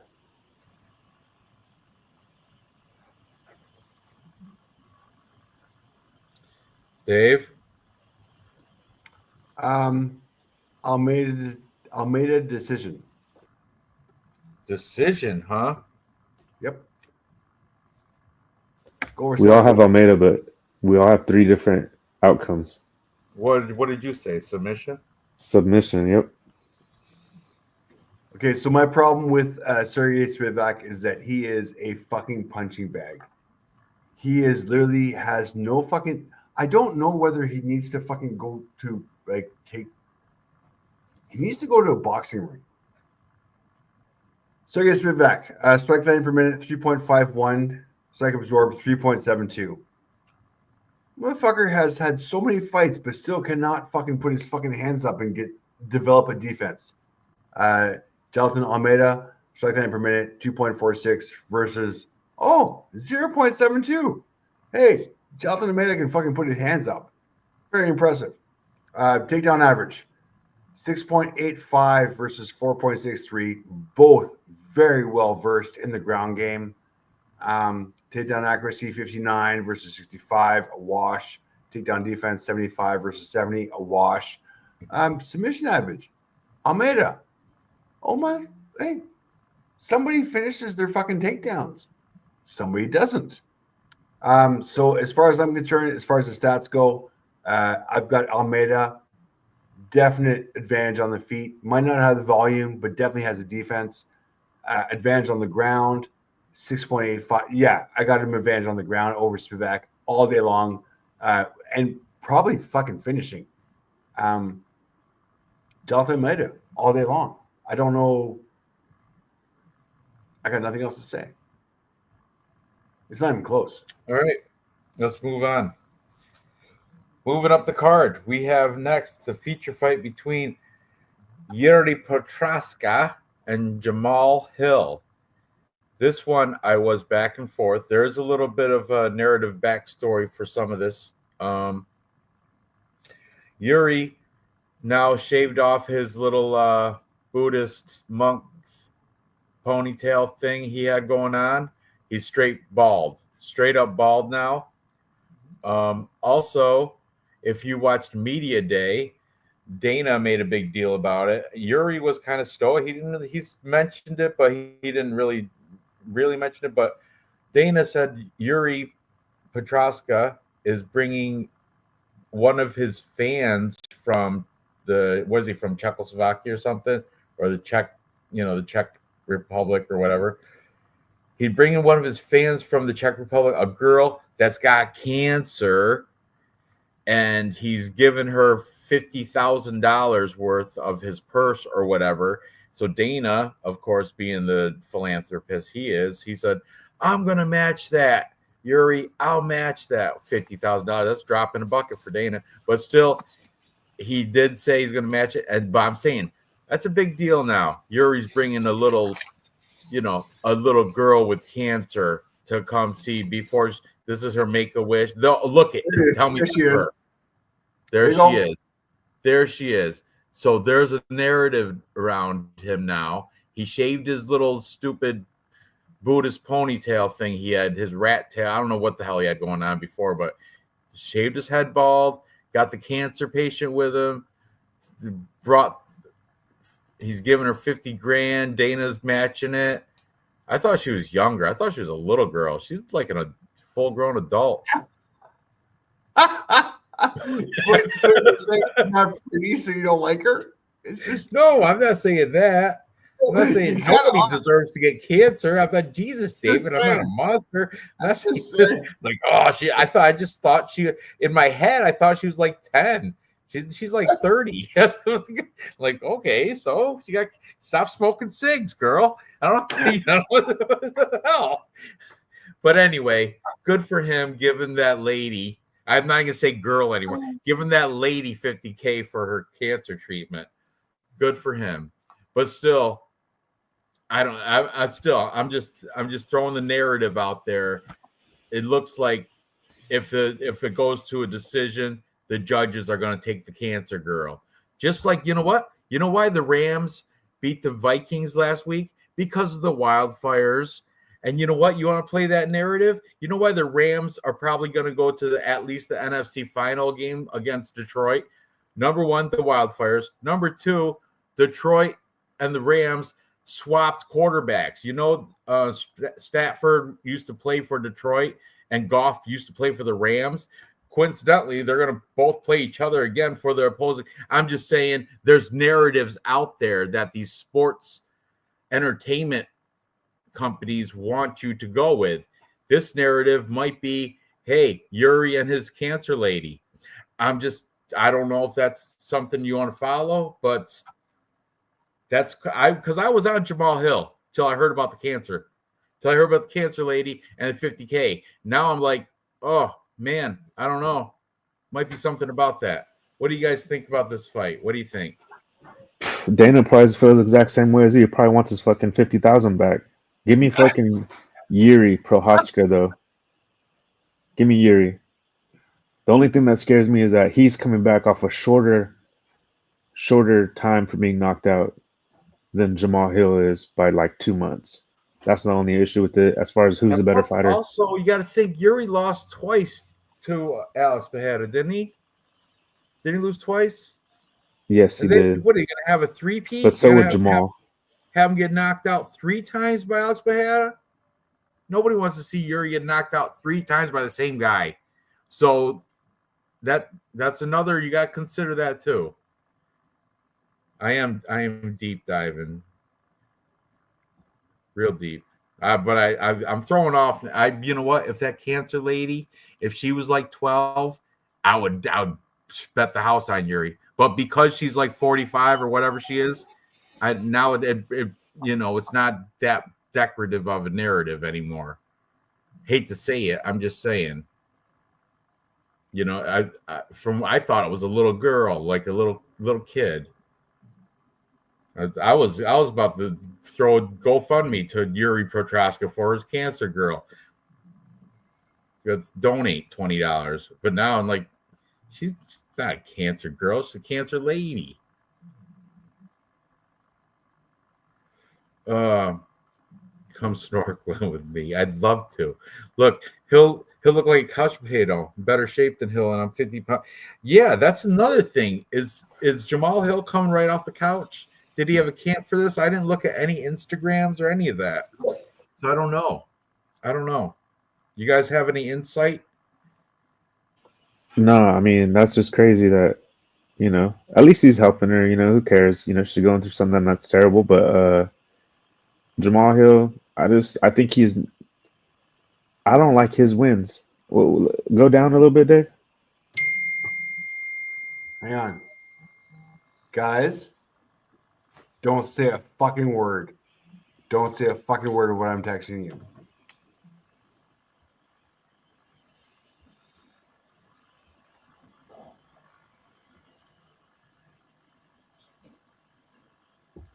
Okay, sorry. Where are we going? Where are we? Give me the number. Oh, sweet. Good for you, Dave. Good for you. All right. Discuss this fight. I have to use the bathroom. I'll be back in give me like 3-4 minutes. All right. Okay, which fight were you on? Sorry, I was busy. I'm on Yuri, brother. I mean, I'm just saying I think he's the better overall mixed martial artist. The only thing that bothers me and that gives me some pause is that he's like been in some wars, like with Glover Teixeira. Mm-hmm. And that makes me feel like he could be like a Max Holloway, like where he's just kind of like been in too many wars and now it's kind of get ready for the decline. Some of you guys might disagree, but I think Max Holloway is probably going to be on the downward, and I feel like that could be Yuri because he's been in so many crazy wars, and Jamal does have that. If he finds your chin, you're done. Yeah, I won't lie. You know what? I had originally picked Jamal Hill in this fight, but after watching the face-offs, after watching the cancer, Yuri's not going to come off of a fucking loss with another loss in a row. and I get it. He's been knocked out, and I'm worried about the CTE. But I can't see Jim. I mean, if you see my picks here, Jamal Hill, TKO, round 3. I'm going to flop, and I'm going back to Yuri. The motivation of the cancer patient fucking drives me nuts. The fact that the guy hasn't come off of the guy does not lose two in a row. I don't see Jamal Hill being as invested as Yuri is, and that is just from the face-offs, by the way, because Jamal Hill, honestly, Jamal Hill blows up. He gets fat like Patty Pimlet, and that's exactly it. You know, and I don't know what it is, but I just. Yeah. See, this is not a guy who fucking this is not a guy who fucking cut weight. He relies on his talents, you know. And I get it. And you know what? His talents are there. And I like I said, I had originally picked him to win this fight. But after seeing the face-offs and seeing this, which is a good man, if he had cut that and he was fucking ripped, that's another 10 pounds. That's a different weight class as far as I'm concerned, which is not impressive. And then you're going to give me this guy who comes in with the fucking cancer patient. And by the way, there is no 10 pounds to be given here. All right. Okay. The fucking shaving is whatever. It is what it is. He shaved his head, he shaved his chest, he shaved his, but there is no weight cut here. So as far as I'm concerned, Yuri's coming in about 5-10 pounds heavier, way more cut, with this fucking cancer motivation, which is all he fucking needs. I'm gonna switch my pick from Jamal Hill to Yuri. I'm sorry. I'd originally picked Jamal Hill in my, right here. Jamal Hill, TKO, round 3. That's about to switch. I'm going to. What a fight, bro. It's going to be such a good fight because I don't know. Like, it's really difficult. I'm not going to lie. Like, I appreciate you coming to the side. But honestly, like, you know, just think about Johnny Walker in that fight he had with Jamal Hill. And it was crazy because I kind of look at Yuri as a kind of a similar style, just a little unorthodox. But Yuri has some power too, and Jamal could go out. I mean, you saw what Alex did to Jamal. I think Yuri could do that too. It's still like a 50-50 for me. I have them pretty split evenly in the DraftKings. And yeah, man, it's a tough fight to call. But yeah, who does Yuri train with, and who does Jamal Hill train with? Isn't Yuri still doing his Buddhist stuff, like out in the woods, punching trees and meditating? Where Jamal Hill's really actually on a mat with like guys that are training. Let's look at their Instagrams. If I see Yuri out in the woods hitting trees, I'm not picking him. That's what I'm saying. Yuri trains with trees and shit. I can go in my backyard and hit stuff too. And trees don't hit back. You know, that's an old thing from Karate Kid Part 2. Trees don't hit back. So let's check. I want to check out Yuri's and Jamal's Insta IGs. All right, here's Yuri's. Okay. Or he's out, so I see ice. Mushrooms. Doing some corny Lion's mane. Okay. Lion's mane is fucking real shit. Lion mane's is fucking real shit. All right. Who else we got? Oh, look. Yuri brought his fan on stage. Whatever. He's a weird guy. Training with nobody, just himself. He's got no training partners I've seen yet. Or he's hitting. Oh, no. Doing that gay shit. What is that? Balanced. Throwing his sponsorships out there, his okay, supplements and all that. Was he boxing with somebody there at least? Nope. All just solo training. That's the same one. Yeah, that's fucking stupid. Okay. So, I know, but seriously, who does he train with? there's at least got somebody spotting him. Solo climbing rope. Food is crucial for me. I need to eat. All right, now let's see who Jamal Hill is. If he's climbing ropes and meditating in front of an iceberg and pawning off his stupid supplements and training with nobody, just doing I might not flip. I don't know. Stupid crap. I picked Hill Look, first. he's got a whole army of training partners, a whole army of them. Look at that in the comments.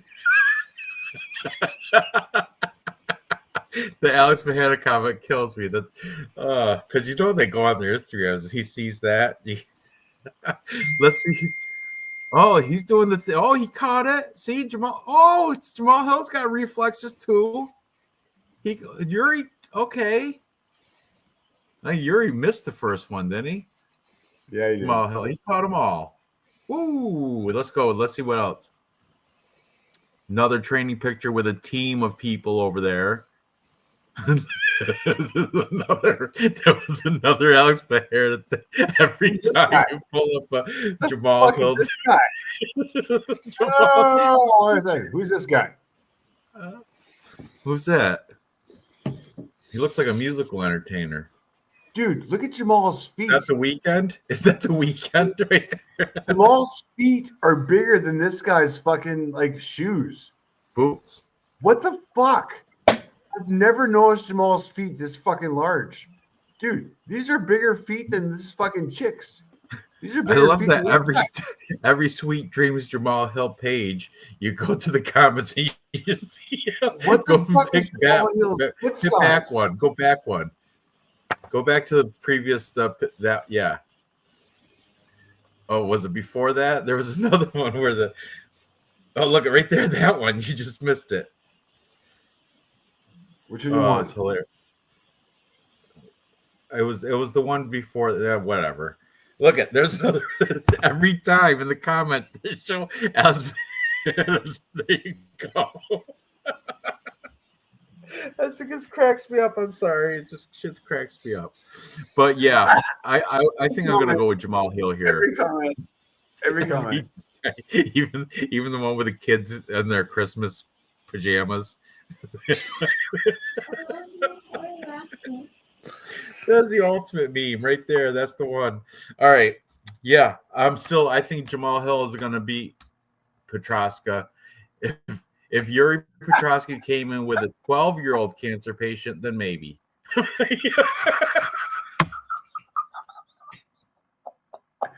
Every single fucking thing. I love it. Whoever's posting the memes are awesome. Whoever's doing that is your best. That guy. All right. Go like this. There it is.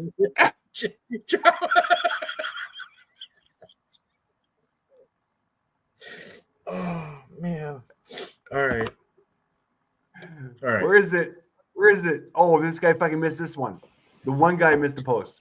Because Alex is in the post. That's why. There we go. Oh, there it is. Honestly, dude, I'm gonna pick Jamal Hill now. Well, that's the schmo right there. What was that? Because yeah, in Tapology, I'm picking Jamal Hill. I'm picking him His too. favorite. What are the odds? Minus 138 versus plus 110 for Jerry. You know what it said? It said that he was training at his home gym in the Czech Republic, and that he also has been visiting volcanoes in Mexico and Japan. Yeah. See, that shit doesn't get you ready for a fight. Jamal Hill's got a team of training people. Yeah. He's been visiting volcanoes. That's awesome. Say a little prayer. Those are low test mushrooms in lion's mane. Lion's mane lowers testosterone. He's crystalline his testosterone, all the low T stuff. Hey, he was in the tournament. there's a line. Hill mentioned Para in his post-fight speech. I'm not even kidding. It's plus 110.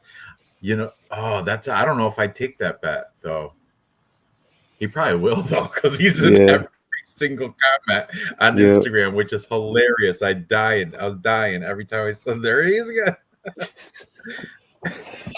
that's funny. All right, Jamal trains with women. Jamal doesn't train with nobody. He, I think he Yeah, who does does though. Jamal He train with? showed him with a whole team on his Instagram. Did he? Yeah, there's a whole Did he? team of people on Instagram. Let me I'm, see. I'm gonna. I'm pulling it up right now. Dave just had it till he left, but Okay, I got him. I'm looking at yeah, it. he had I'm it. sorry, guys. Oh no, I found the 'Cause wrong guy. My bad. I'll just look at yours. this is right off through his Capology site. I went through it. That's Tim Elliott.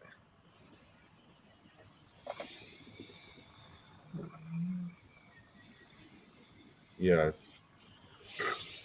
All right. Preecaaap. Share screen. Sweet dreams, Jamal Hill. Yeah, we got a whole team of people right here. Um, they're not marked, but there's a Yeah, bunch of them. They are marked, but they're all the girl. Who's okay. that? Nobody's marked. There's a girl over there. Where is he This training is at? LA, California. And this is one day ago. Oh, that's that thing. Okay. 2 days ago, CrossFit Studios. 2 days ago, Sucker Punch Entertainment. 1 week ago, Lenny Kravitz. That's who that guy in the middle is. Lenny Kravitz. Bro, That's not none Tim of these Elliott. That's guys. Lenny Kravitz. It's difficult. I'm still gonna go with Jamal Hill. Uh, I just want to see. There, this is boy sleeping. Christmas. He had a good Christmas. That was great. Went to the Clippers game 5 weeks ago. Interview.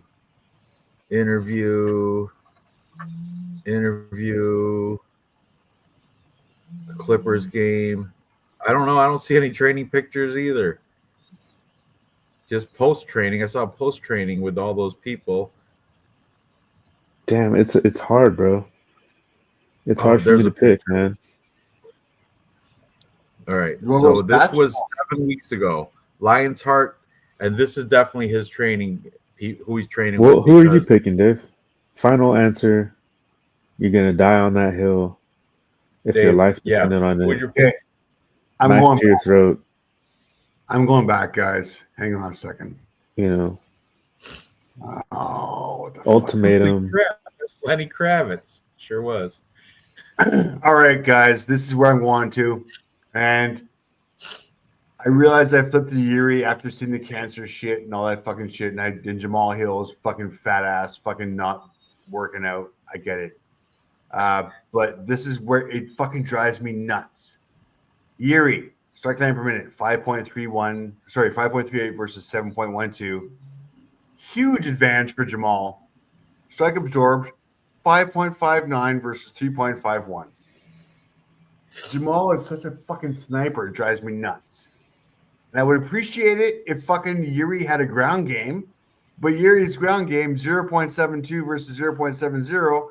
And on top of which, Jamal Hill has a 73% fucking takedown fucking defense, which drives me fucking nuts. And yes, they both lost to Pereira last, obviously. Teixeira is old. He sucks. Rakic, nah. Pereira again. I get it. Teixeira, they both did the same thing. Reyes, okay. I'm flipping back to Hill. I'm going back to my original pick. The reason I analyzed this and the reason I watched the fight tapes and the reason I fucking picked Jamal Hill was because he's got 2 fucking losses. He's the bigger guy, believe it or not.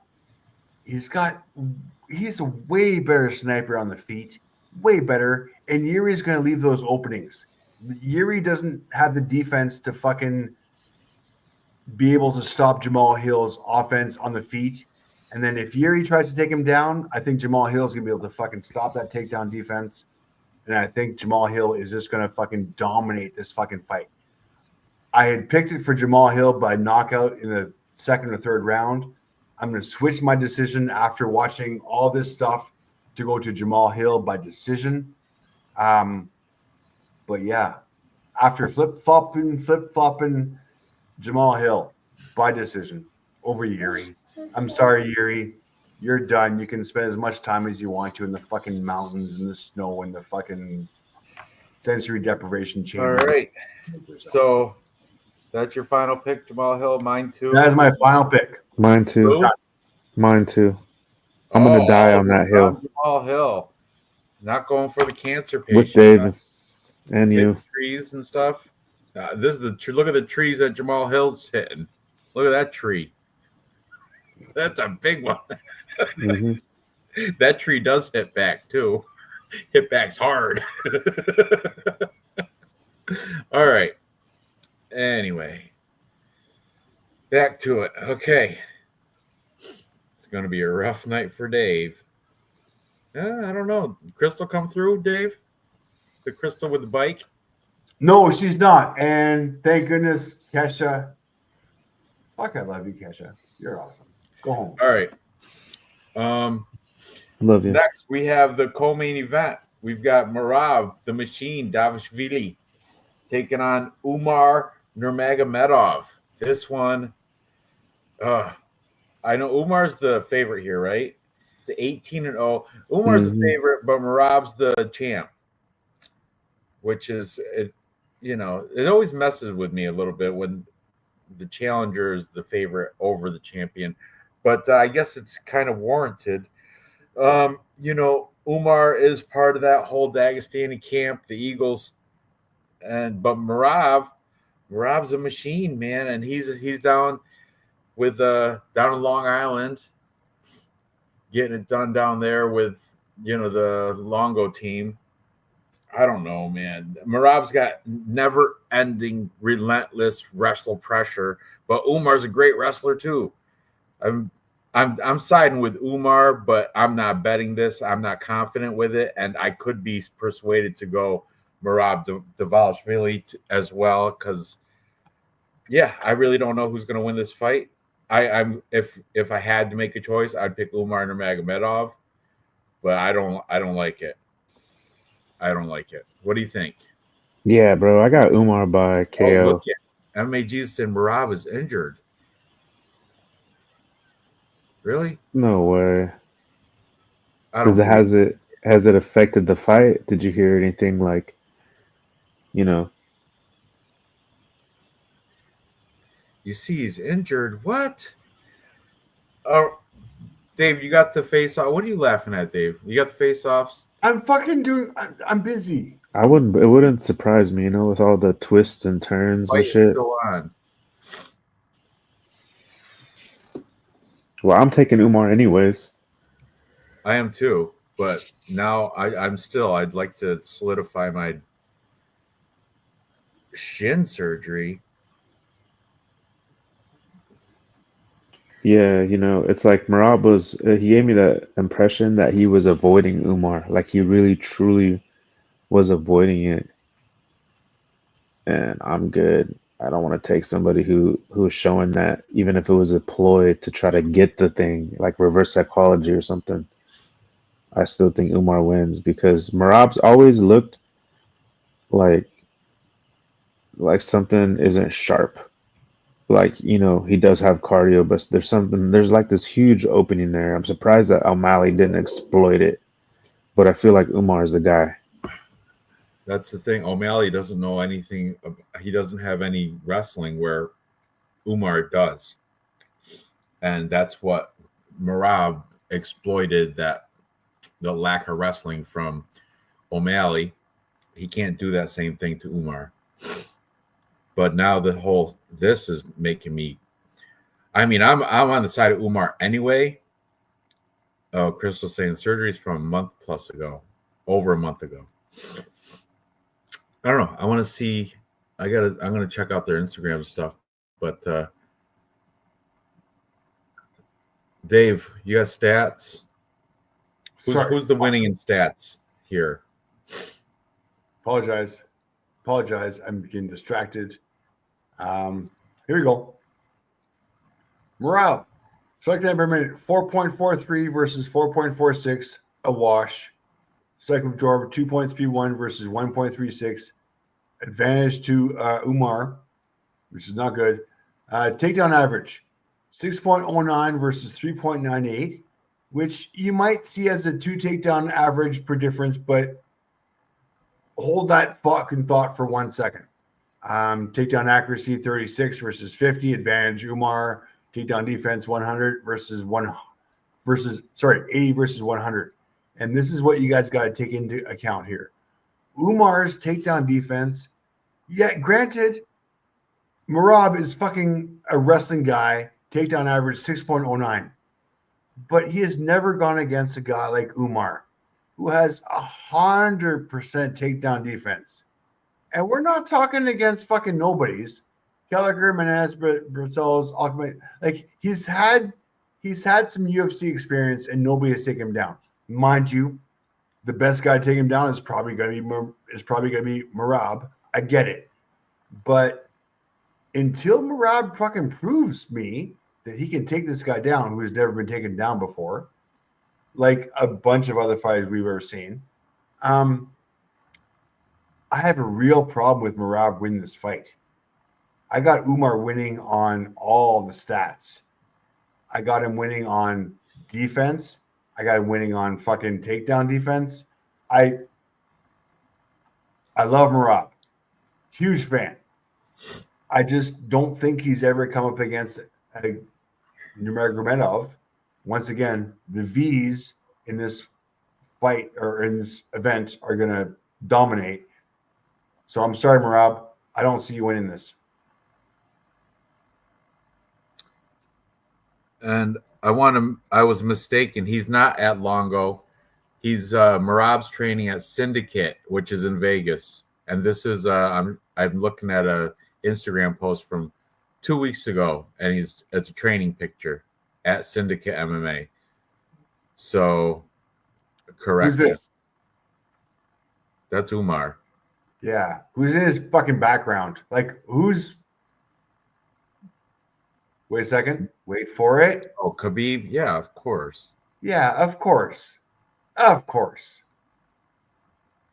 And they got to focus right in on him and make a big deal. This fight's going down on the ground. And if it goes down the ground, I'm sorry, I don't see any other outcome. And what's scary is that Merab is fucking, yeah. It's going to be interesting to see, but I will not bet against Khabib in any way, shape, or form. What? Fuck you little midget. You're going down. You will not bet against Khabib any shape or form. Look at this guy. Come on. Yeah. 3 inches shorter. Doesn't have the ground game. Going against a guy with 100% takedown. Yeah, you better fucking shake Khabib's hand. Show respect.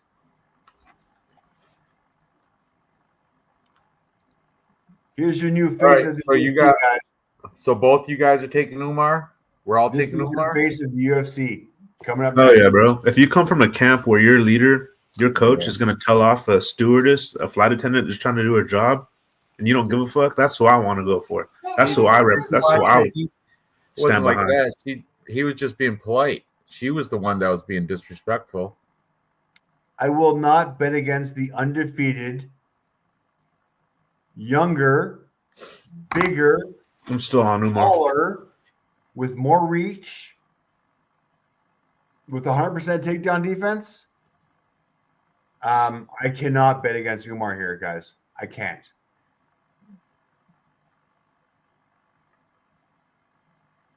Yeah, I don't blame you.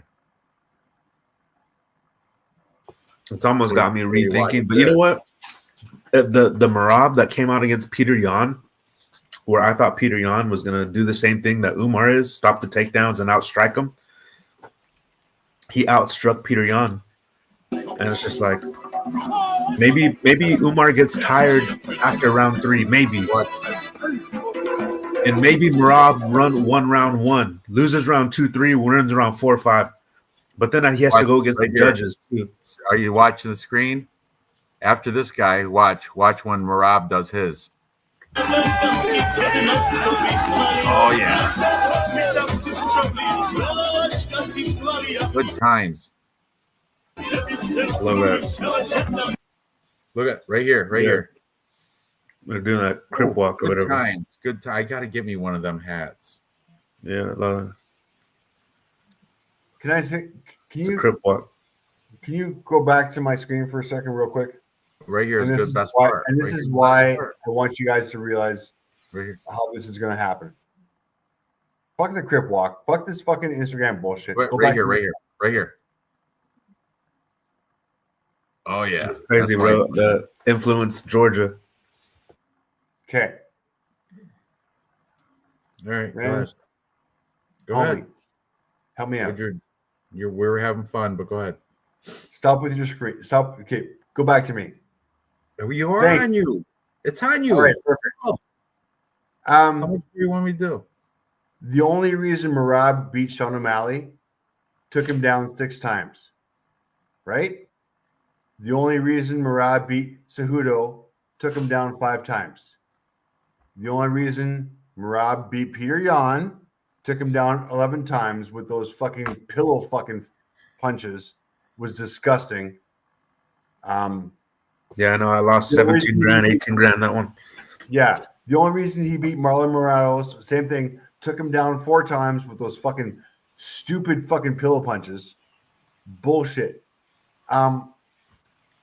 You're not going to, like I said, Umar, 100% takedown defense. The only reason this guy has won a fight in his last fucking 5, 6, whatever, all of his fights, because he wins the takedown defense. Sean O'Malley, 6 times. Cejudo, 5 times. Yan, 11 times. Morales, 4 times. Stamen, 5 times.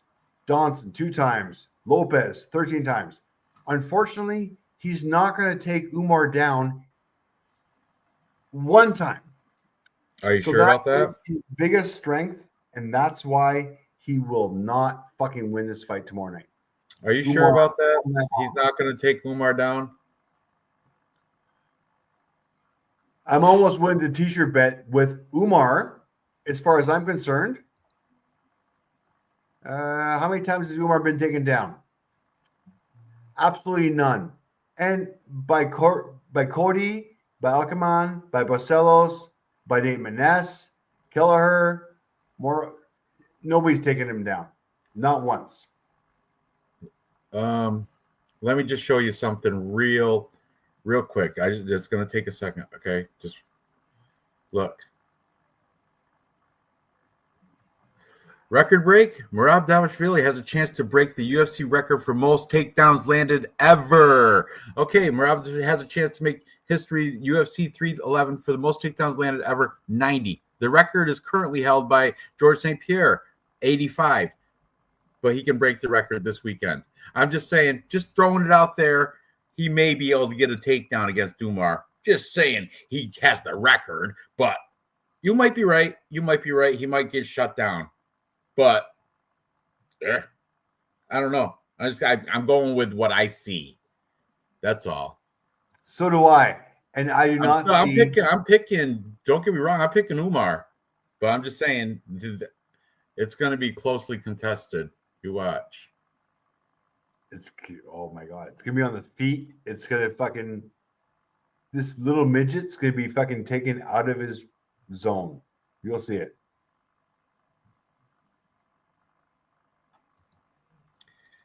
Merab will 100% take him down at least a few times.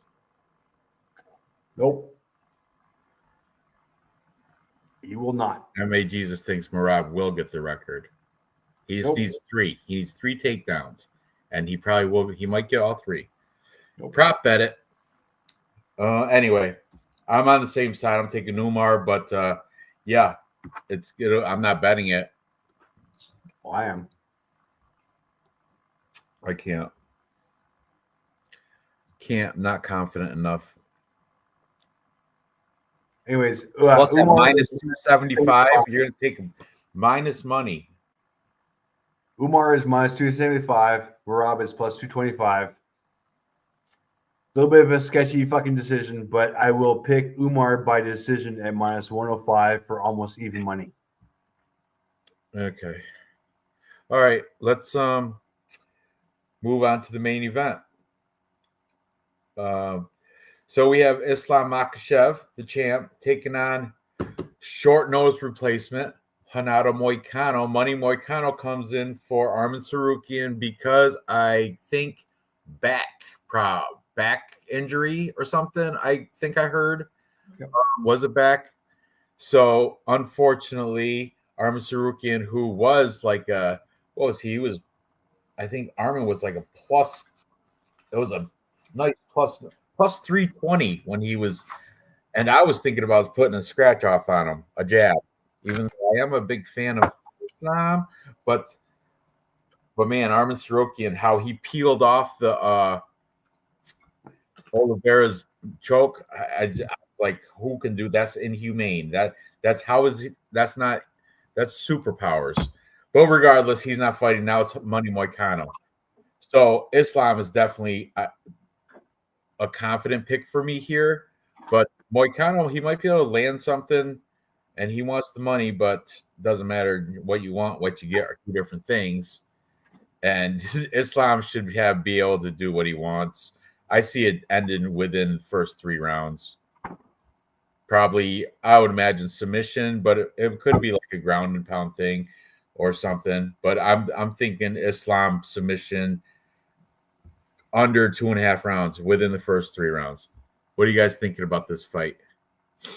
Oh man, this is this pick went from like, maybe to like, oh yeah, easy win for Makhachev. Before it was a little bit more like, man, is this the kind of rematch that can kind of go the other way this time when it goes to decision? Because it could it be a robbery maybe to try to like create this thing? But man, one second. Well, anyhow, guys, I was just gonna make this pick. Probably I gotta go and take care of some obligations. But I appreciate you guys. Who's your pick? Islam Makhachev all the way. Okay. Yeah, Crystal, the chat, and this is a parlay that we're gonna win. This is the one right here, guys. Love you guys. See ya. All right, Dave. People forget, man.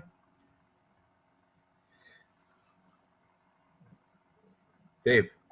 Where we at? Oh no, I fucking got Islam all day long. All right. Circumcision. All right. Islam easy sublock.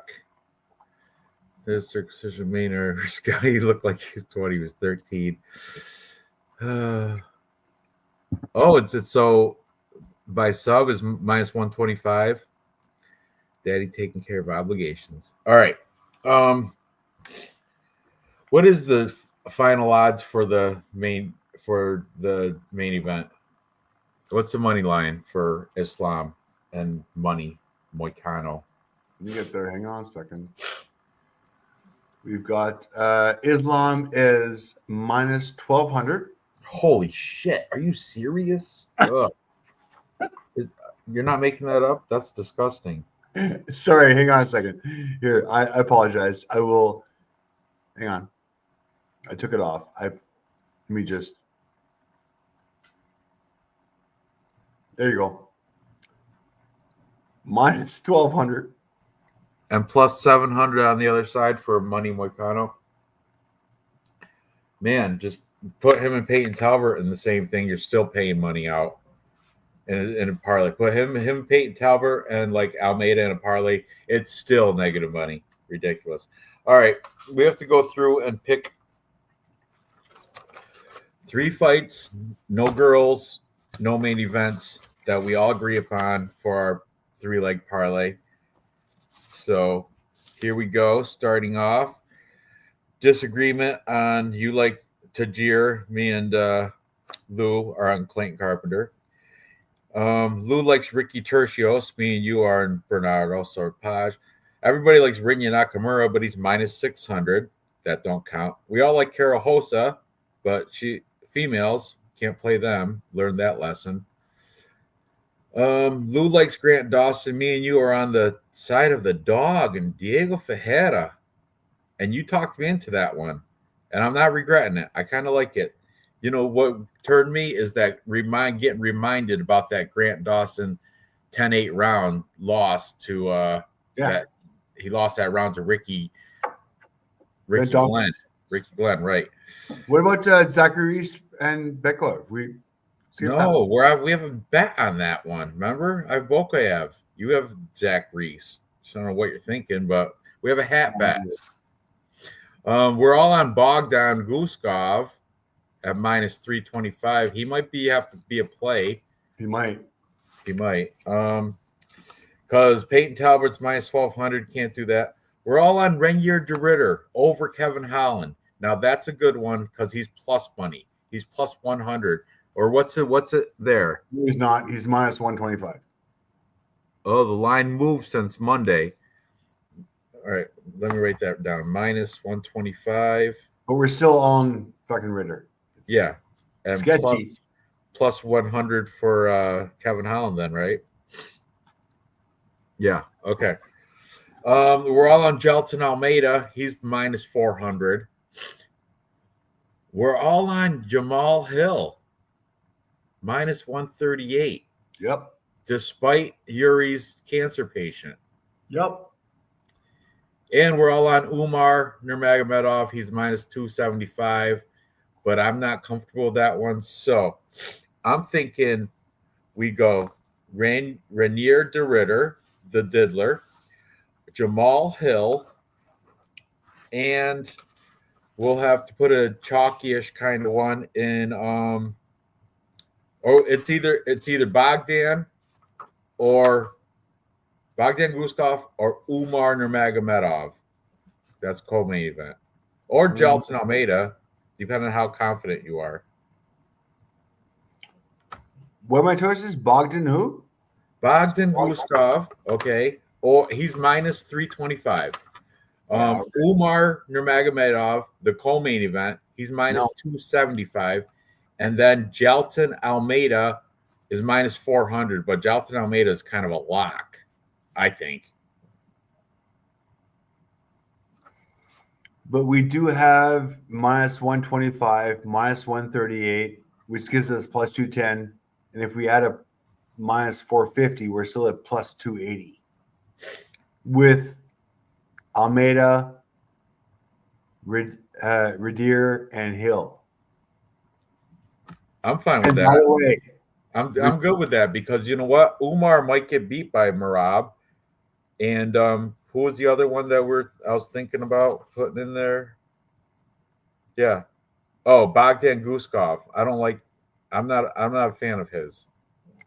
The only one I don't like is the Jamal Hill Yuri fight because that one could be honestly, it's a coin toss. Yuri could have the cancer fucking strength bringing him through and fucking.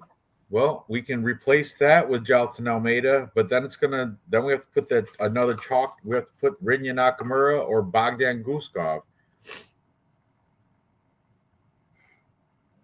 Okay, hang on a second.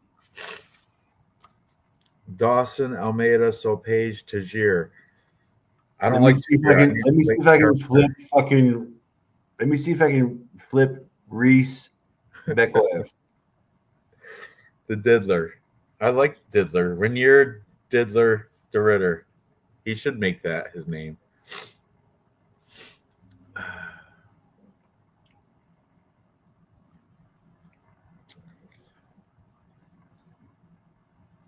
Let me see. I'm gonna put. I gotta pick Reese. I can't pick Bekoev.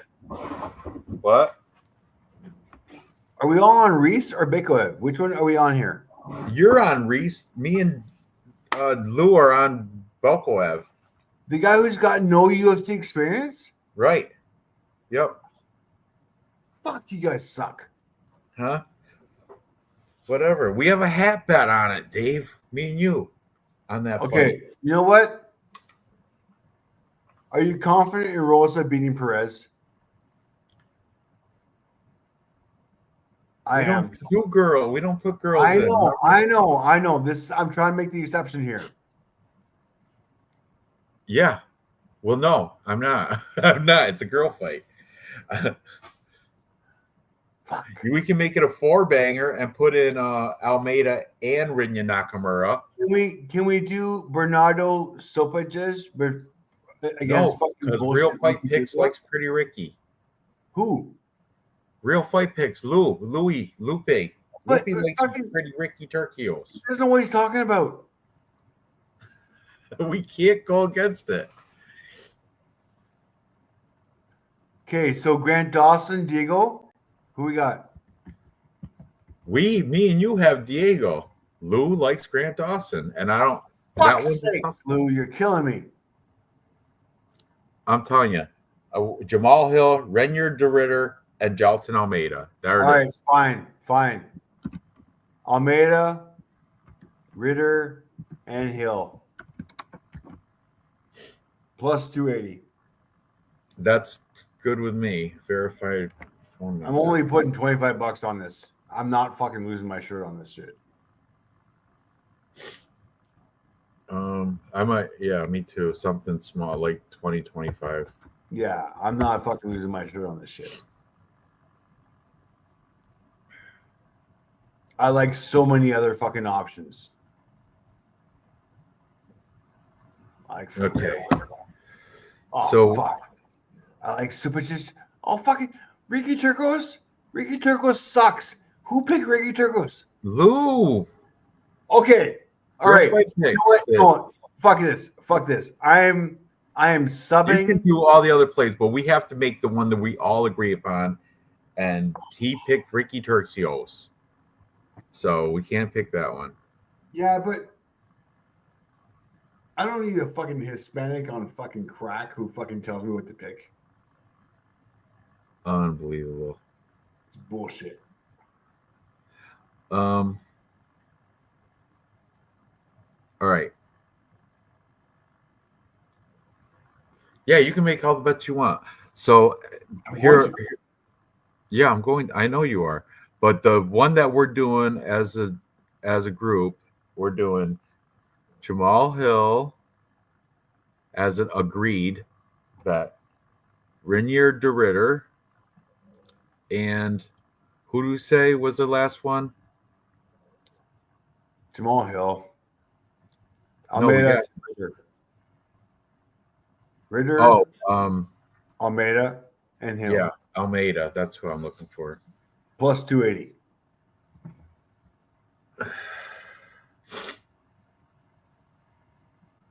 Or we do Bogdan Guskov.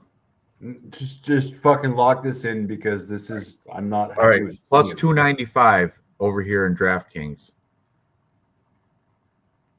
And I got a bonus, so I'm gonna. Umar has nothing for Ricky. What's that? Ricky is smart and cooler. Fucking what are you fucking? The chat is on crack. I apologize. Maybe. All right. Plus 295. View my bets. Here it is. I'm gonna do an all friends of Khabib parlay. I'm gonna do that one. I'm gonna do a few of them. Ricky beats Anthony Smith. I beat Anthony Smith. I knocked fucking Anthony Smith's teeth out. It was this Carlos Diego Ferreira, Ricky Tercios, Marab, and Jamal Hill. Yeah.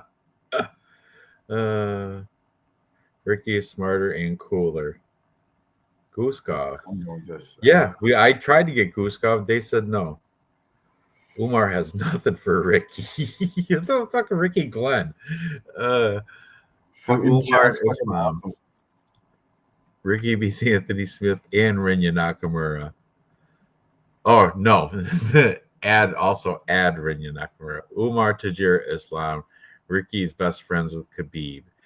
Okay. Well, anyway, here's our plus money parlay. Let me clean it up. Plus money. Plus money 3-pick parlay. It's plus 295. Jamal Hill, Renier the Ritter, the Diddler, and Galton Almeida. There it is. Plus money 3-pick parlay is plus 295. Jamal Hill, Renier the Ritter, Galton Almeida. There it is. Ricky versus Topuria. Stop using my name. No, I'm doing a good one. Tapology Group 926. That's all I'm doing. Join for fun. Okay. Hello. That's I'm gonna just put together a Friends of Khabib parlay real quick because I want to see what it pays out. Wow. Okay, so Tajir Ulanbekov, definitely a friend of Khabib. Then we have nobody until. Is that no? Who else was in the picture with Khabib? I said, "Oh, look, he's in a picture with." Was it Muin Gaffarov or something? Snow, Bernardo Sopage, was that it? One of these guys that doesn't usually hang out with Khabib was in a picture with Khabib, and I point out. Well, Umar is definitely part of him. Islam, I can't 1,200. Can't even throw that in there and make it fun. Johnson, Kevin, somebody else was in there too. I just can't think of who it was. Feet are gross and demented, especially those Jamal Hill feet.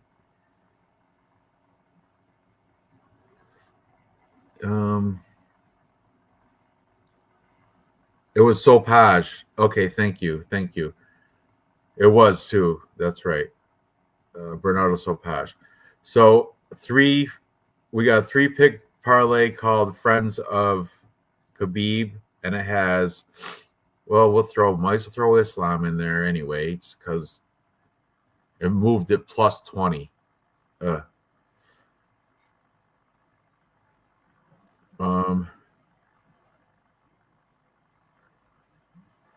There's a 120. Okay. So that pays out plus 167. That's not even that attractive, but I'll do it anyway.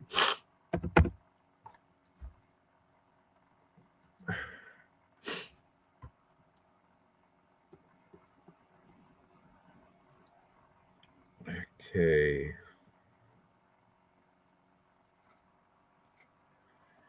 Copy.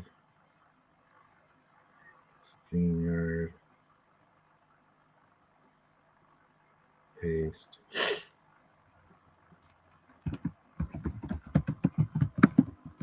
All right. I'm plugging Tapology Group number 926. We've got 138 members.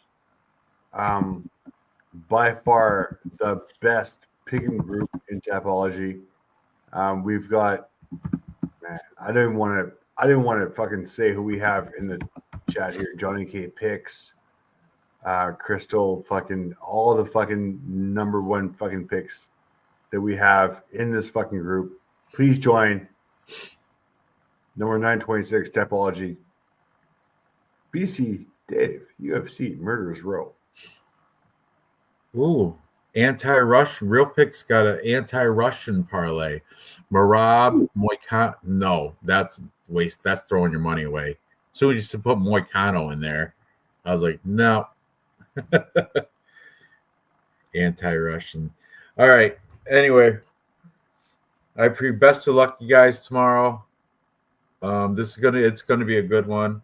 I'm gonna enjoy all of it. I'm gonna watch every minute of it. Even the girl fight I'm going to enjoy that one too. I am tonight. I'm going to make a lot more parlays and bets because there's a whole crap load I want to throw together. Yeah, there's a bunch. There's some lines on this fucking card. And I have strong feelings on a lot of these as well. So yeah, I'm gonna mess around with that. And best of luck, and thanks for hanging out. We'll see you. Make sure you join Tapology Group 962. 926. You fucking suck. All You're of the you. one that typed it. No, I didn't. 926. Fucking Crystal. 926 Tapology Group 926 Murderers Row. Make sure you get into it. And yeah, it'll be good. So, all right, guys, thanks, and good luck tomorrow. I'll see you next week. Later. Night, homies.